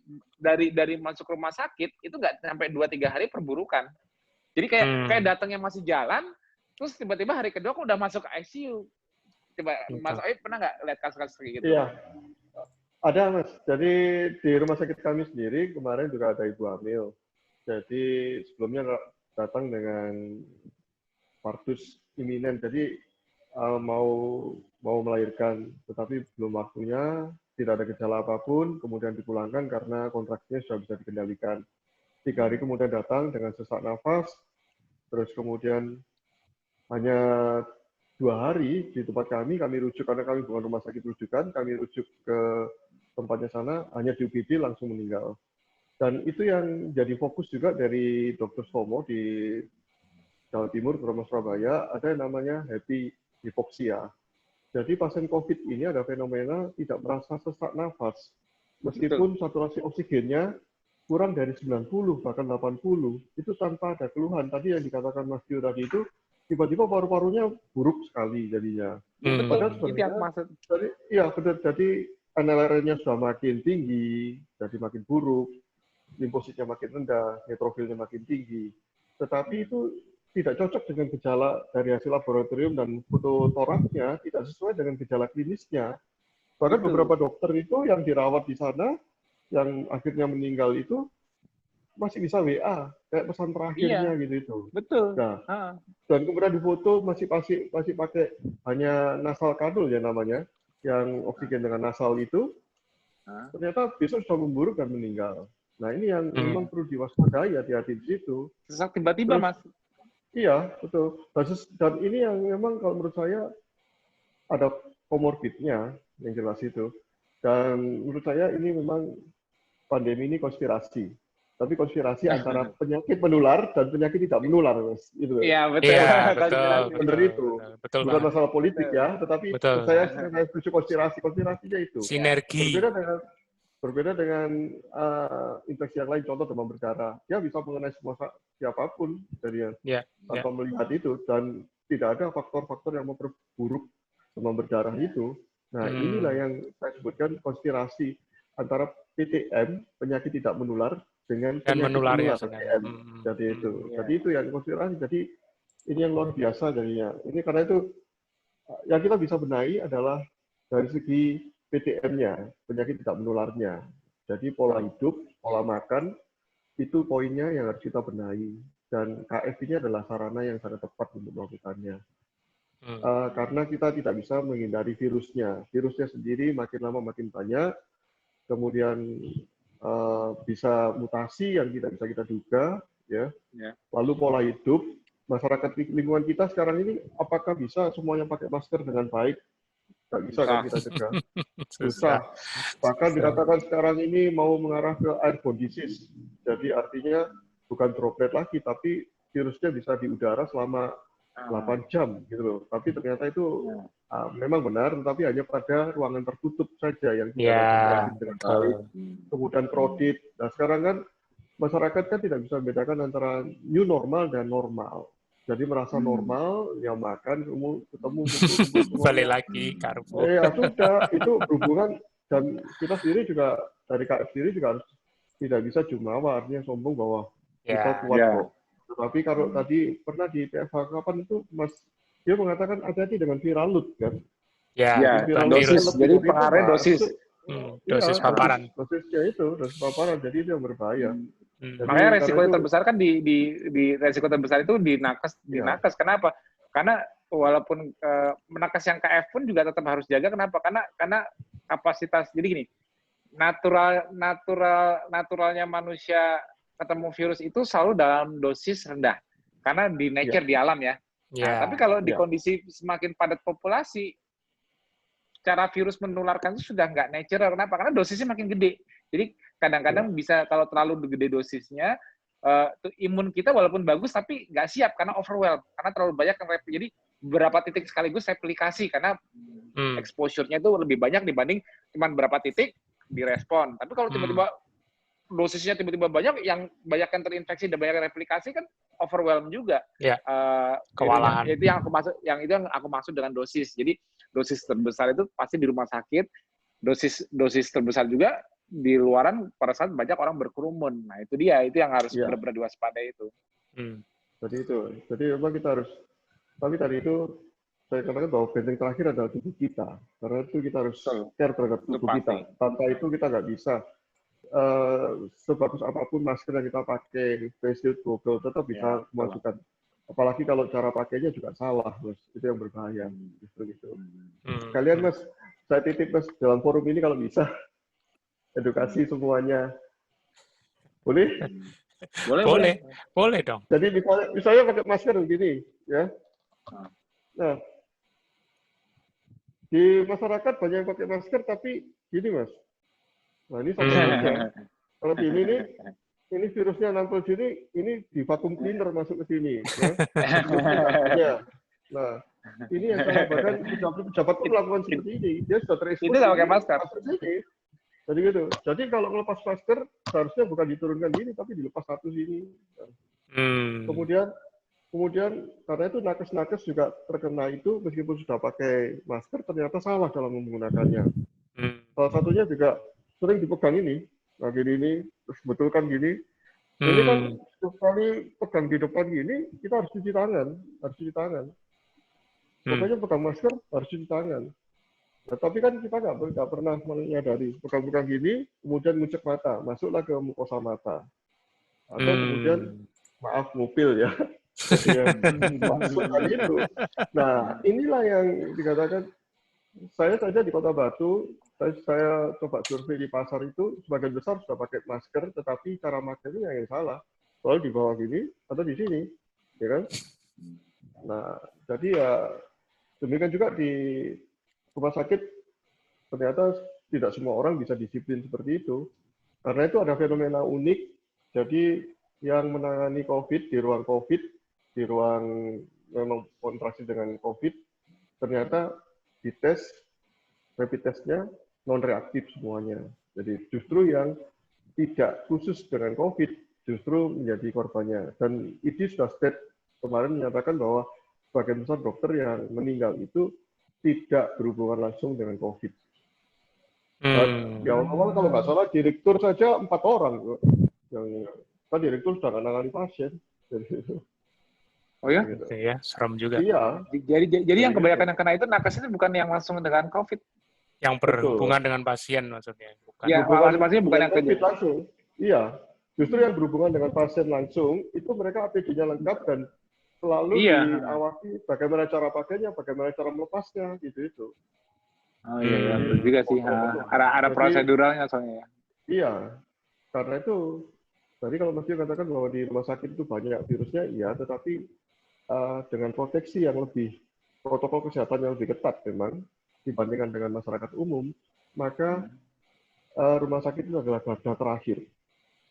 Sedangkan benteng terakhir, sedangkan masyarakat adalah garda terdepan. Karena seperti perang gitu, mereka tidak tahu mana lawan, mana kawan, terus kemudian mereka hanya ditamengi dengan masker saja kan. Maskernya pun masker kain saja. Kemudian cara tidak dilatih lagi cara memakai masker. Ya sudah berhadapan langsung dengan musuh jadinya. Nggak terlihat ketika lagi. Iya. Dan kemudian masuk rumah sakit pasti dengan protokol kesehatan yang tinggi. Jadi pakai termogan, cuci tangan, selalu pakai masker. Bahkan kalau tidak pakai masker, mereka harus beli atau diberikan oleh rumah sakit. Jadi ya. Dan tata caranya selalu ada yang mengingatkan cara yang salah dan yang benar cara memakai masker. Karena itu hati-hati juga kan, loh sudah KF kayak gini kok sudah pakai masker ternyata kok masih kena lagi. Ya memang satu kehendak Tuhan. Yang kedua, adakah kesalahan dalam penggunaan masker dan sebagainya itu. Nah, Thank you. Jadi viralnya banyak jadinya. Ya. Nah, kalau tadi kayak gini, ini sudah ke pasar kemana-mana, ini kan virus di sini. Ya kan? Nah ini kayak vakum cleaner. Iya, benar. Bisa. Nyedotin yang di situ ya, betul. Iya. Nah, itu yang dipahami. Jadi ya. Oke, thank you edukasinya nih. Iya. Mas Tio, aku tadi ketemu postingannya Mas Tio. Aku coba share sambil aku persilakan satu penanya. Kalau nggak salah ini ya Mas ya, obesitas dan karantina mandiri. Ya itu. Ya, betul ya. Nah, jadi ini ada. Ini tadi aku udah share di chat ya alamat postingannya, link postingannya. Itu, jadi bisa itu diviralin lagi tuh, sebagai pengingat. Ya setuju Mas. Itu. Ya. Jadi pada intinya membagi, menegaskan lagi bahwa kondisinya lingkungan yang obesogenik dan juga linogenik. Lingkungannya. Nah, kalau itu kan lingkungan yang di bawah itu kan lingkungan yang membuat orang nggak usah tahu ilmu apa-apa, udah pasti mereka yang di paling bawah itu gambar itu mereka pasti lean itu kenapa? Karena mereka makan nggak bisa setiap saat, ya kan? Dan mereka harus bergerak, mau nggak mau harus aktivitas fisik untuk mencari makannya. Kalau mereka nggak gerak, mereka nggak bisa makan, mau makan yang dicari kok. Nah, dan mereka di kondisi seperti di bawah itu mereka tidurnya nggak mungkin malam, stresnya juga nggak bakal tinggi karena mereka cuma stresnya gimana cara bisa makan aja. Nah, 5 pilar yang kita ajarkan di KF itu terbentuk secara alami tanpa perlu diajarin di lingkungan yang bawah. Nah, tapi lingkungan yang atas kalau ngikutin alam di atas itu mah berantakan ya itu obesogenik. Sifat lingkungan kita saat ini menunjukkan bahwa lingkungan kita saat ini kalau kita ngikutin tanpa kita ngerti apa yang kita makan, apa yang kita lakukan, ya lingkungan kita itu lingkungan yang sangat obesogenik. Jadi sebenarnya aku sering cerita juga kenapa kenapa Mas Doli bilang memang Mas Doli bilang bahaya kalau kita herd immunity karena 30% obesitas di Indonesia berarti bisa makan korban berapa tadi 10 juta ya?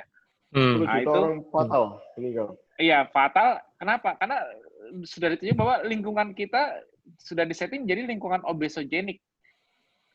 Jadi masyarakat tanpa pendidikan, maksudnya masyarakat yang tidak mau belajar, tidak mau mempelajari cara sehat bagaimana, nggak mau mempelajari obesitas, ngikutin aja apa yang ada, apa yang mudah, gampangannya makan karbo dibanding makan ikan, telur, ayam, daging.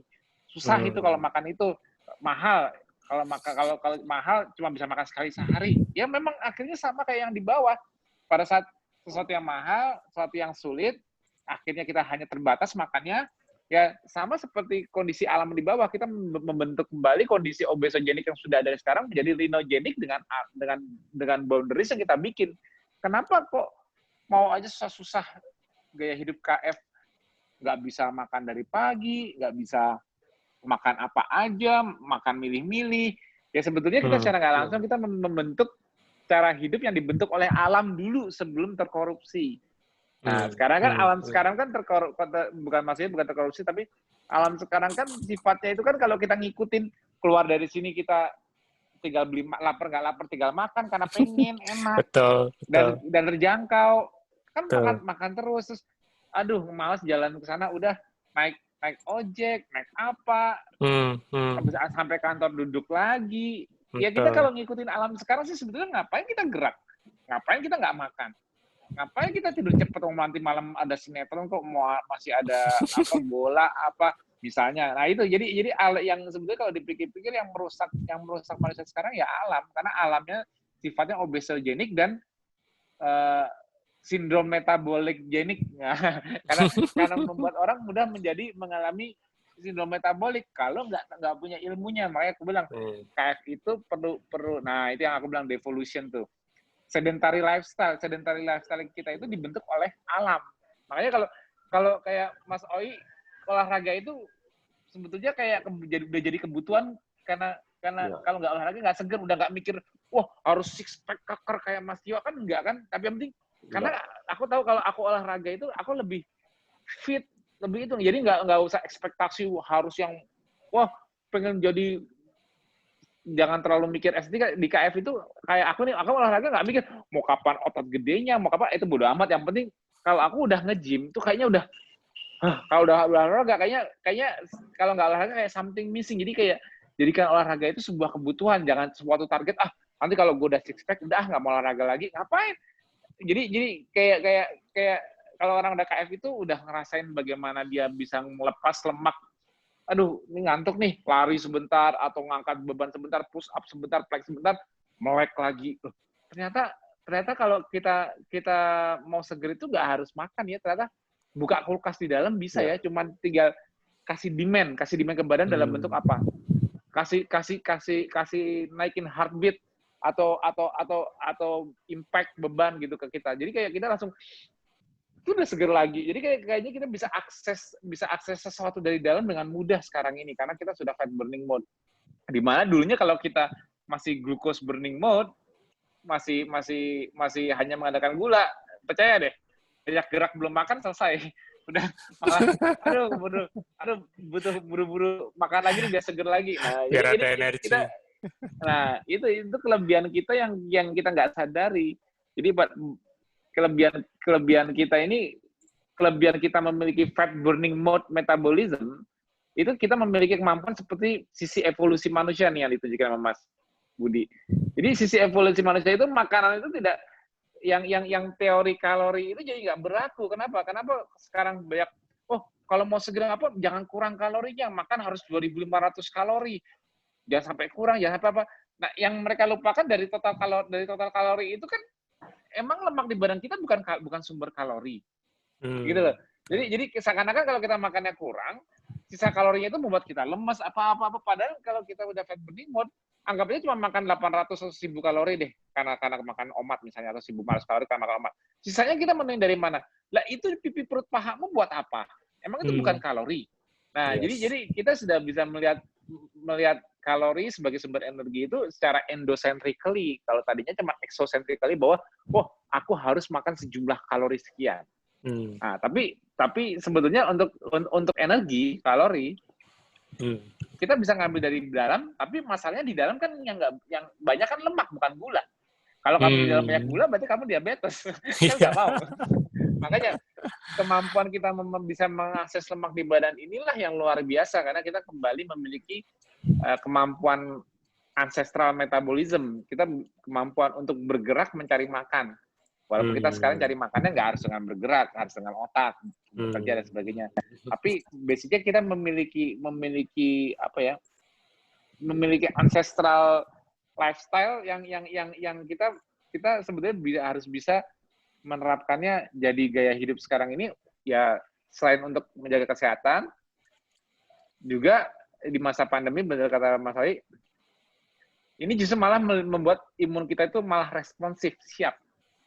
Kita menurunkan semua parameter sindrom metabolik kita bagusin semua supaya jangan sampai sindrom metabolik. Kita sudah prepare dan bentuk kata Mas Wai, kita masih dalam usaha, ya, maksudnya gini, ya kayak gini nih, kita lagi ngumpulin data, kita minta referensi dari para warrior, juga nanti Mas Oyi kalau misalnya ada bisa mereferensikan siapa yang mau kita dibantu oleh tim penyusun untuk menjalankan, kadang-kadang kan nggak semua di buku panduan itu kan, walaupun udah kejual kan, mereka pada saat sakit kan belum tentu bisa sambil baca, ngobatin sendiri kan nggak bisa kan, atau caregiver-nya.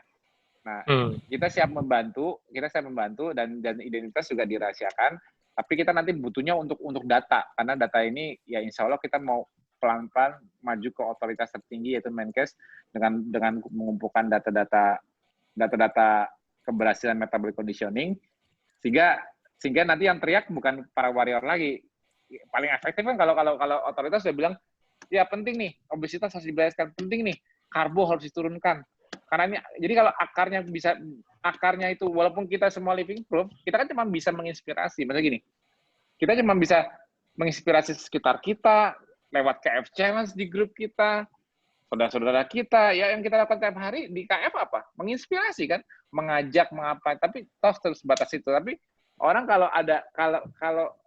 kata Mas Oyi tadi kan, kalau dari pemerintah yang masih bilang statementnya belum dirubah, ya basicnya seperti itu. Semua orang yang benar kan seperti itu gitu loh. Jadi memang kita harus ada usaha untuk approach ke atas, karena mereka sebagai penentu. Tapi kan selain itu kita juga nggak nyerah, karena kita sudah jadi bukti nyata, kita juga harus bisa menginspirasi dan ngasih motivasi, walaupun dengan cara gerilya, maksudnya dengan cara snowball yang rolling dari mulut ke mulut, kayak selama ini kan KF sampai ratusan ribu orang kayak gini kan berkembangnya juga mulut ke mulut, nggak ada otoritas yang bilang harus KF, malah kebanyakan dari sisi otoritas yang ada malah hati-hati begini-begini, tapi kan nggak mempan juga, karena memang living proof speak louder than words. Jadi mau dibilang cuma 3 bulan kayak 6 bulan, ternyata karena mereka nggak mungkin cuma 3-6 bulan, wong aku merasa sehat kok. Pasti kan aneh.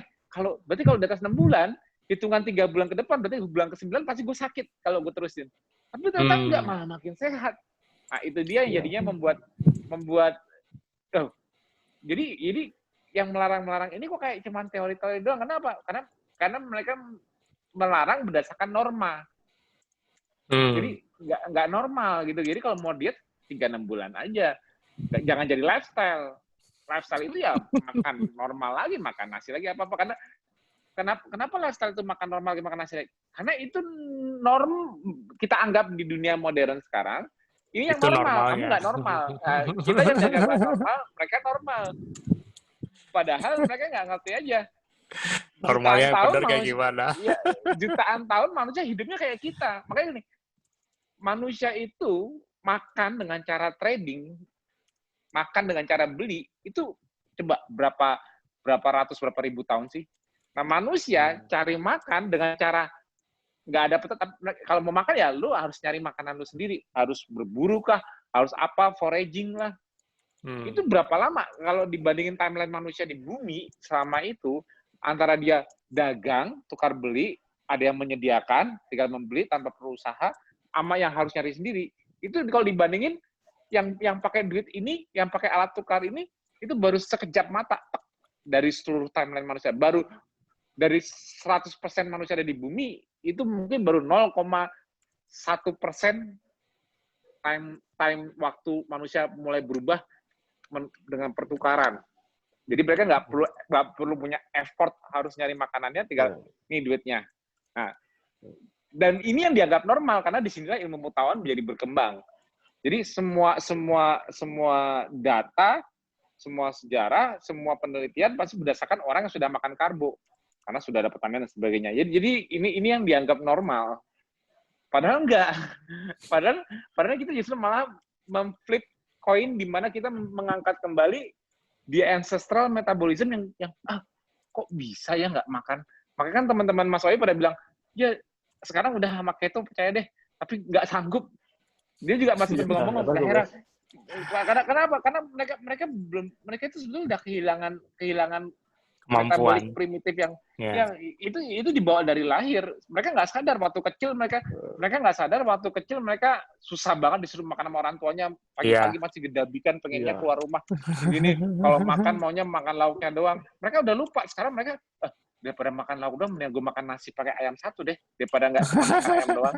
Nah, jadi pada saat orang makin menua itu makin insulin resistan, orang makin menua makin punya metabolic issue.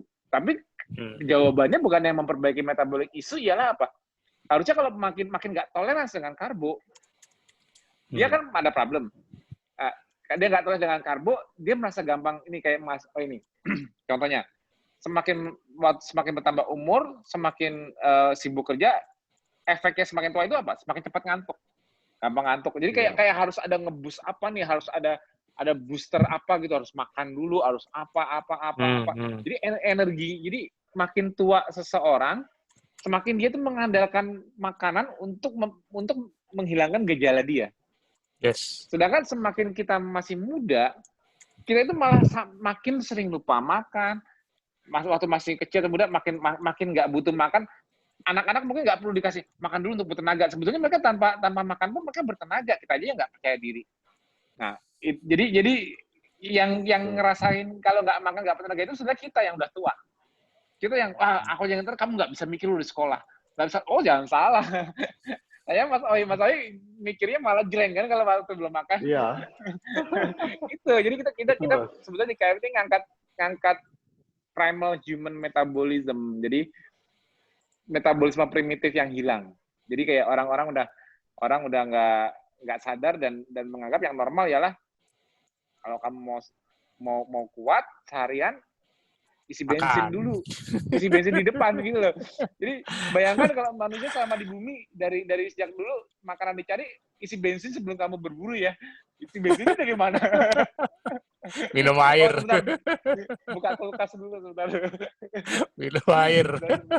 Itu makanya. Jadi ya sekarang jangan heran kalau obesitas merebak karena lingkungan kita sekarang obesogenik, yang kita sebut namanya obesogenik itu artinya mudah membuat kita untuk menjadi obes. Kita nggak sadar, nggak bisa kita ngikutin flow-nya, nggak tahu cara menghindarinya, nggak tahu apa yang mesti jadi boundaries bagi kita terhadap dunia luar, ya selesai. Kalau kita kan kayak sekarang mau di luar ada orang mie goreng kayak mau apa. Kalau aku ikut KF, berarti aku punya pembatasan diri. Aku nggak bakal makan tipe-tipe hal seperti ini.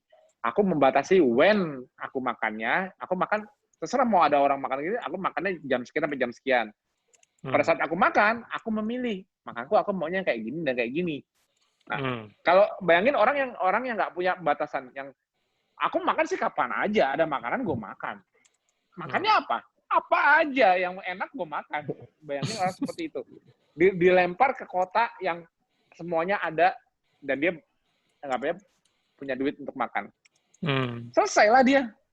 Selesai metabolic syndrome karena dia mengikuti lingkungannya, mengikuti alamnya mau aku makan apa aja yang bisa dimakan aku makan.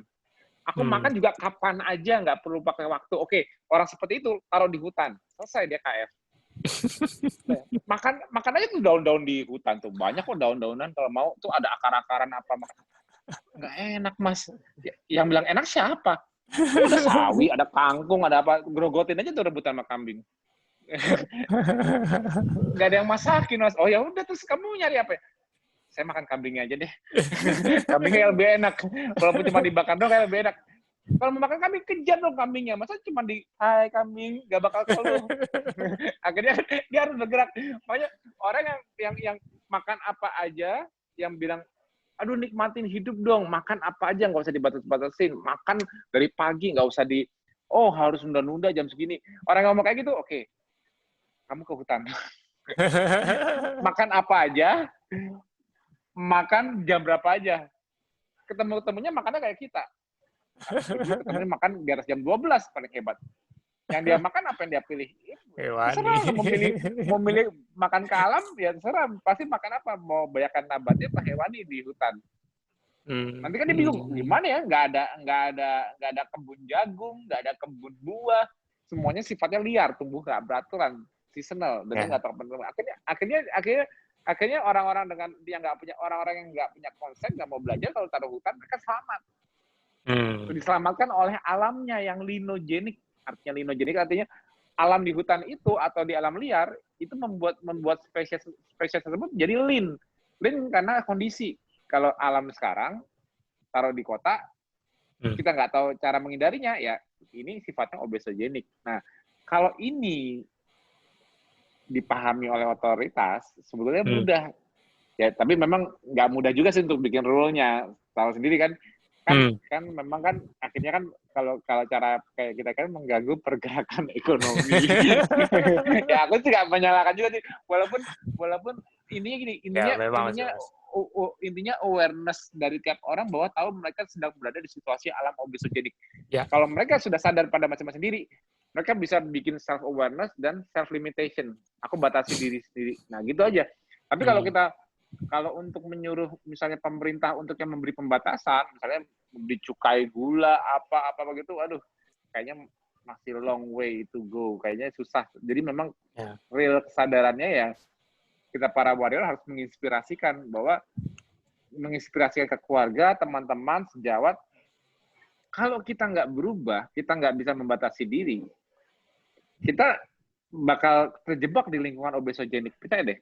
Sindrom metabolik itu karena sindrom metabolik di mana-mana, penyakit mana-mana, life ekspektasi menurun, ya semuanya ya karena obesogenik. Semakin bisa lingkungan kita menyiapkan makanan berbagai variasi makin banyak, semakin kumpulan community yang di dalam lingkungan ini yang lebih rentan mengalami sindrom metabolik. Jadi faktornya suatu alam. Nah, kita nggak bisa merubah peraturan alam, karena alam selalu berusaha ada perputaran ekonomi, ya kita sendiri membatasi diri. Kita memilih, kita mengatur when and what to eat. Itu rahasianya. Ya, jadi memang kuncinya selalu di self-awareness, itu yang jadi tujuan kita di komunitas, termasuk juga Dr. Oi juga di rumah sakit tempat dia bekerja. Walaupun dia sudah membuktikan mendapatkan manfaat dari pola hidup KF yang dijalani atau low carb yang dijalani, tapi pada saat dia berusaha untuk menyadarkan atau membuka kesadaran itu, dia tidak langsung intervensi ya dok ya, tapi membiarkan dulu. Ya udah dengan metode yang ada dulu bisa nggak gitu loh ibaratnya. Nah kalau sudah nggak bisa baru harusnya sudah mulai bertanya, kenapa ya kok ini jadi sulit? Kenapa yang ini yang aku lihat di depan mata seorang direkturku kok bisa mudah untuk menjalaninya? Itu ibaratnya. Luar biasa. Ya. Ini walaupun diawali dengan istri yang sembunyi-sembunyi ya Mas ya. Iya. Oh ya tadi ada pertanyaan, istri saya nakes ya? Iya, mantan perawat. Perawat. Ya, tapi mantan karena itu sekarang merawat suaminya saja. Nggak rela merawat orang lain. Nggak rela merawat orang lain. Mantan perawat ICU dia. Tapi jujur ya, selama sesi TFH ini dari sejak tim penyusun buku, itu semua saya selaku awam mewakili juga, mungkin teman-teman di peserta TFH juga bisa melihat bahwa dokter pun galau gitu loh. Jadi kayaknya juga teman-teman awam juga harus mulai tercelikkan bahwa bukan mendewakan ya mungkin, tapi kadang kita itu manusia itu suka mencari justifikasi. Kalau bukan dokter yang ngomong kayaknya nggak percaya, tapi hati-hati loh, jangan-jangan dokternya waktu ini juga galau, ibaratnya gitu. Contoh aja kayak dokter Oi tadi. Iya, betul kan? Jadi gini, itu yang tolong kita juga kalau berobat berikan ke masyarakat juga. Ya. Kalau ada dokter mengatakan ibu harus turunkan berat badan, nah dokternya sendiri gimana? Gemuk nggak? Nah itu yang anehnya kok dipercaya. Dia sendiri nggak bisa nurunkan berat badan, gimana ya kan? Jadi, cuma sekarang dokter Oi-nya lebih pede. Dokter kan manusia juga gimana dok? Kalau dokternya jawab gini, saya kan manusia juga. Loh, kalau kan suruh nurunkan berat badan, dokter nyuruh saya, dokter nggak nurunkan sendiri. Kan? Kacau. Iya, ya itu aneh ya. Makanya luar biasanya dokter kayak gitu lebih dukun loh. Dipercaya. Tapi aku percaya Dr. Roy sekarang lebih pede kalau mau ngajar gitu. Karena sudah jadi role model sekarang. Iya, role model. Jadi itu. Ya makanya orang-orang di KF, cara kita menginspirasi ialah kita jadi role model. Makanya gini, aku sering bilang sama KF, kenapa aku adain KF Challenge, kenapa aku orang-orang yang positif. Jadi sebenarnya kayak istri Mas Oi juga siapapun itu yang mengajak orang lain, bagian besar itu bukan hanya menyampaikan ilmunya. Gini loh, kalau misalkan dokter itu kan menyuruh sesuatu kan karena dia menyampaikan ilmu yang dia pelajari, nih kamu terapkan, berarti kamu olahraga kan dia menyampaikan ilmu. Nah, kalau kita di KF, kita mencontohkan ini yang terjadi sama gue, ini hasilnya, ini kesehatan gue, mengikuti apa enggak? Nah, makanya aku bilang living proof speak louder than word. Kita speak karena kita nggak usah dibilangin pun orang juga ngeliat kok perubahannya kok kelihatan ya, kok hasilnya kelihatan ya. Nah, kita menginspirasi dengan perubahan kita. Kita role model buat banyak orang. Nah, tapi kalau orang lain mungkin cuma ngasih tau, minum ini deh, katanya ini bagus. Oh, kamu olahraga deh, nge-gym tuh katanya bagus loh. Kamu nge-gym nggak? Enggak. Jadi kitanya itu harus memang betul, kita tuh harus saling menjadi role model gitu dalam menginspirasi orang lain. Kita mencontohkan juga. Jadi yang kayak di TFH kemarin aku bilang juga bahwa yang membuat aku konsistensinya bagus di KF kenapa? Karena aku menjadi inspirasi banyak orang, aku mencontohkan gaya hidupku, ya aku harus lebih baik lagi dari sekarang. Gaya hidupnya harus lebih baik lagi, karena aku sebagai contohnya. Nah, kita juga mencontohkan orang lain, kita juga selalu berusaha lebih baik gitu. Kebanyakan nih malah ya, kebanyakan kalau aku lihat yang gagal jalani KF dan jangka panjang, kebanyakan yang gagal rata-rata ya, yang menjalani hanya untuk diri dia sendiri, selesai. Iya. Gue ngelakuin untuk gue sendiri, kalau gue bosan, gue udah sendiri. Gue nggak mau cerita sama orang. Nah, kadang-kadang orang-orang kayak gini, orang-orang yang jalan untuk dia sendiri, dia merasa lebih baik, tapi dia nggak membagi. Dia cuma jalan, akhirnya gue cheating lagi deh. Karena dia nggak menjadi role model, dia tidak meninggalkan legacy, nggak menjadi role model, nggak jadi acuan orang untuk lihat. Akhirnya dia sendiri malah yang gampang, makanya pentingnya aku bilang kita di komunitas, kenapa aku pentingnya kayak di Malang, Jawa Timur, apa-apa, dibentuk berbagai komunitas, kenapa? Karena selalu ada sharingnya apa untuk selalu menginspirasi, karena kita kalau dilepas di lingkungan EBC, jadi yang lain nggak ada yang dukung kita. Nah, kitanya gampang tergoda lepas. Jadi memang pentingnya komunitas juga tetap itu. Untuk stick together, saling menginspirasi, dan kita juga terus menyebarkan terus. Karena itulah pentingnya stay in the community. Yes. Karena kemarin aku juga baru dapat japrian dari yang mungkin karena dia jalani buat diri sendiri, begitu dia cheating, dia tinggalin semua grup keto. Semua grup-grup tadi dari grup WA ini, grup tele ini, dia bilang sama gue, dia tinggalin semua. Makin tersesat. Akhirnya pas makin tersesat ya, kalau mereka udah merasa badannya nggak enak, udah mau bisnis baru nah, kebetulan nanyanya ke aku, bilang ya udah masuk lagi grup keto, jangan keluar. Karena kalau keluar nggak terinspirasi, nggak ada. Kalau masuk di grup lihat, kok tuh dia bisa turunnya segini ya, kok dia bisa sembuh dari ini ya, kok dia bisa ini, ada ilmu baru. Di grup itu kan selalu ada aja orang menginspirasi dari sisi berat badan, menginspirasi dari sisi kesehatan, menginspirasi dengan cara sharing ilmu untuk mengupdate ilmu. Nah, kalau ini kita sering lirik-lirik, kita selalu ingat apa yang kita lakukan ini untuk apa sih? Basicnya kita nggak pernah lupa tujuan awal kita. Kita loss-nya itu karena kita udah gue jalanin KF untuk jaga hidup gue sendiri. Kadang-kadang ada yang pede keluar, tapi begitu keluar dengan teman-teman lingkungan yang nggak ada yang KF, dia terbawa arus, dia hilang, dia udah akhirnya balik lagi, badannya udah mulai sakit lagi, penyakit lama balik lagi, obesitas tambah lagi, baru dia nyesel, kenapa begitu dia ninggalin komunitas, dia kehilangan motivator dia untuk stick. Atau kalau ya at least kalau gue di komunitas, gue bisa ngajarin orang lain, gue bisa atau di lingkungan gue bisa jadi contoh gini, kayak Mas Oi, dia jadi inspirator. Maksudnya gini, Mas Oi kan nggak berusaha mingle. Orang-orang pada makan ini karena nggak enakan ikutan mingle. Enggak. Kenapa beda? Ya jelasin gini, kalau bisa malah jadi jadi jangan takut berbeda. Kalau bisa malah orang akhirnya mencontoh kita. Ya. Akhirnya kalau nganterin Dokter Oi mesti makan duluan. Ya. Nah, itu udah salah satu contoh bahwa apa? Mas Oi itu jati dirinya udah terlihat banyak orang. Yeah. Mas Oi itu menunjukkan identitas Mas Oi sebagai warrior, sehingga orang lain yang malah harus mengerti. Jadi nggak harus nggak enak sama dia. Jadi jangan kita yang kalah, kita yang tahu kita yang benar, kita yang sehat, tapi kita yang kalah saat apa lingkungan ditawarin tidak enakan apa-apa. Enggak, justru kayak Mas Oi ini justru malah orang lain yang kalau nganterin bos gini ya. Jadi semua orang harus ngerti, jangan kita yang nggak enak. Kenapa? Kita yang benar, justru kita mau mencontohkan. Itu justru aku bilang kuncinya seperti itu. Kita berani stand up di tengah crowd kalau kita benar. Ya. Kita jangan mingle dalam crowd yang salah. Kita stand up, tunjukkan diri kita, walaupun yang lainnya nggak ada tunjukkan diri. Itu kita kuat. Kalau kita makan karbo, emang gue mau digebukin rame-rame.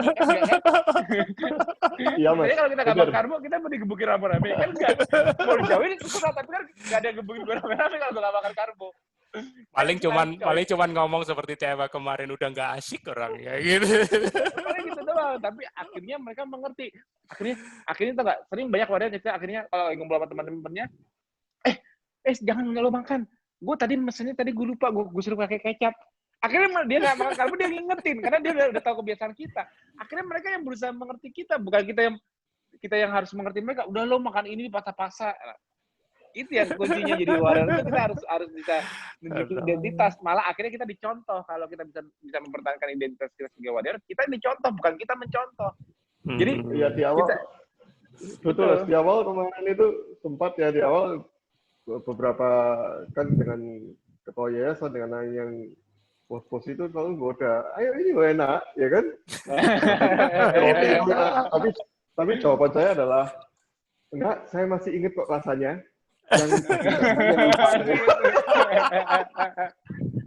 Loh, kalau kita makan berulang kali kan nggak inget rasanya gitu loh, lupa lagi, coba dicicil lagi, kita lagi.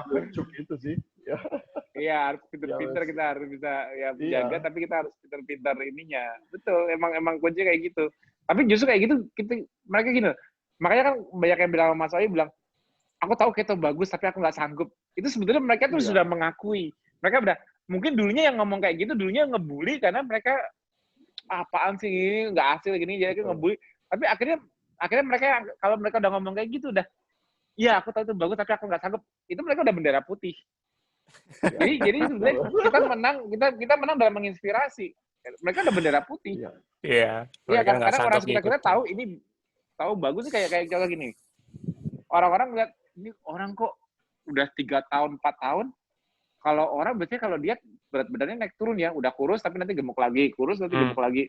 Ini kok stabil terus kok bisa gampang ya kayak gampang, padahal kalau orang diet cuma paling beberapa saat turun baru sedikit, nanti gemuk lagi kalau udah males ini gitu. Kayaknya kalau ini kok kayaknya jalaninya kayak konsistensinya mudah ya. Jadi menjalani KF itu mudah apa ya, mudah konsisten karena nggak ada tuntutan fisiologi yang membuat kita kalah dengan diet kita. Kenapa? Kesannya kita mengurangi kalori karena membatasi jendela makan, tapi tubuh kita secara fisiologi mendukung, bukan menolak. Ada orang yang berdiet dengan cara tidak mengatur makronutrisi, hanya makan pagi, siang, sore, tapi hanya mengurangi porsi. Ini yang nggak jangka panjang. Kenapa? Akhirnya dia selalu masuk ke sisi dia makan lebih banyak, gemuk lagi, turun lagi, gini-gini. Ini nggak sustainable karena pada saat mereka terlalu memperkecil porsinya, kalorinya terlalu berkurang, saat kebutuhan gula masih tinggi, gulanya kurang, lemes dia, nggak jadi dietnya batal. Atau minum teh manis, pasti kebanyakan dari itu kan gitu, langsung minum teh manis kalau udah gagal.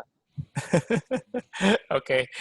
Mas, kita sudah di penghujung nih, jam 10. Monggo, closing statement dari Dr. Oi dulu, silakan. Iya, sama-sama. Halo, Dok. Halo. Oh, suaranya hilang nih. Amit. Nggak masuk di itu. Suaranya sih sudah oke. Maksudnya dari Zoom-nya masuk. Mungkin itu wireless-nya habis baterainya. Baterai wireless-nya habis. Wireless baterainya habis, Dok.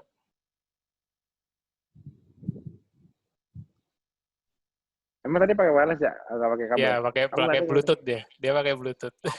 Oh, Bluetooth. Nah. Bisa, Mas?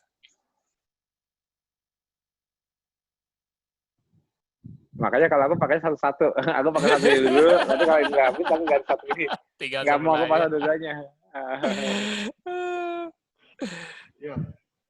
Nah, udah mendingan tuh, masuk. Ya. Udah masuk ya. Ya, silakan Mas. Monggo. Nah, Mas. Closing statement. Oke. Jadi kalau menurut saya masa pandemi ini adalah waktu yang tepat bagi kita untuk tetap stay di KF, ya, kuasai KF, jalani KF sesuai dengan pilarnya sehingga kita bisa menjadi bukti bahwa kita tetap sehat di dalam pandemi ini. Kemudian pandemi ini menjadi driving atau driver untuk orang-orang akan melihat kita dan mengikuti pola hidup kita nantinya, yaitu mengurangi berat badannya, anti obesitas, anti sindrom metabolik. Jadi menurut saya kita ini mungkin sebentar lagi akan meledak. Dalam pengertian KF ini akan meledak. Karena itu kita harus siap dengan pengetahuan kita tentang KF, kemudian cara menjalaninya dengan baik, dan kemudian bagaimana cara kita sharing dan membimbing orang untuk ikut pola hidup kita yang sehat ini. Dan ini akan banyak orang yang tertarik karena pandemi ini tidak tahu kapan berakhirnya dan korbannya makin banyak. Rasanya, jadi kita tetap sebagai warrior, tetap kuat, dan dalam komunitas yang sama ini saling menguatkan, kemudian kita saling berbagi sharing terhadap yang lainnya, dengan membawa banyak orang untuk menjadi hidup lebih sehat lagi. Dan itu menjadi warrior, menjadi pahlawan nasional bagi Indonesia ini. Amin. Yes, Itu mungkin yang penekanannya. Jadi sangat penting sekali. Ya, Betul. Thank Makasih you. banyak loh Mas Ai udah mengisi acara ini malam ini. Ya, silakan Mas. Kapan-kapan aku undang lagi boleh ya? Closingku persis seperti Mas Ai bilang, ya perkuat di komunitas, jadi kita harus memperkuat pengetahuan ilmu kita juga dan mengkonsisten gaya hidup kita juga supaya kita menjadi role model contoh bagi orang lain terutama di masa pandemi di mana kita bisa menjaga kesehatan, pola hidup dan kita menjadi contoh bagi orang lain. Ya pokoknya persis kayak Mas Ai itu udah closing yang bagus dan sedikit tambahan yang seperti tadi kita lagi dalam usaha mengumpulkan data untuk maju ke otoritas. Jadi kalau ada yang informasi seputar yang kita butuh bantuan kita untuk dibimbing karena ada saudaranya, keluarga atau teman-temannya yang terindikasi COVID positif dan sebagainya, itu bisa menghubungi aku atau Mas Budi. Nanti kita tinggal lempar ke grup tim Nakes. nanti ada grup nakes kita, nanti ada yang bantu bimbing untuk sambil mengumpulkan data. Mengumpul data itu maksud gini, melihat perkembangannya gitu, melihat limfositnya, rasionya apa, perubahan labnya gitu-gitu. Jadi membacanya dan membimbing metabolic conditioning secara langsung dalam. Jadi kalau ada info seperti itu bisa bantu infokan ke aku atau Mas Budi. Ya. Oke. Terima kasih Mas Tio dan juga Dok Oi, ya kan. Kita sudah di penghujung acara. Sambil mengingatkan juga untuk seluruh peserta, jangan lupa minggu kita seminar from home yang ketiga. Ya, tanggal 12 Juli kita mulai dari jam 8.30 kita sudah open. Ya, pastikan teman-teman mengingatkan lagi yang belum registrasi, monggo silakan, jangan lupa. Itu aja, selamat malam semuanya, sampai jumpa di TFH dan SFH hari Minggu. Selamat malam. Terima kasih semuanya. Terima kasih semua. Terima kasih Mas Oi. Terima kasih Mas Tio, Mas Kopi. Ya.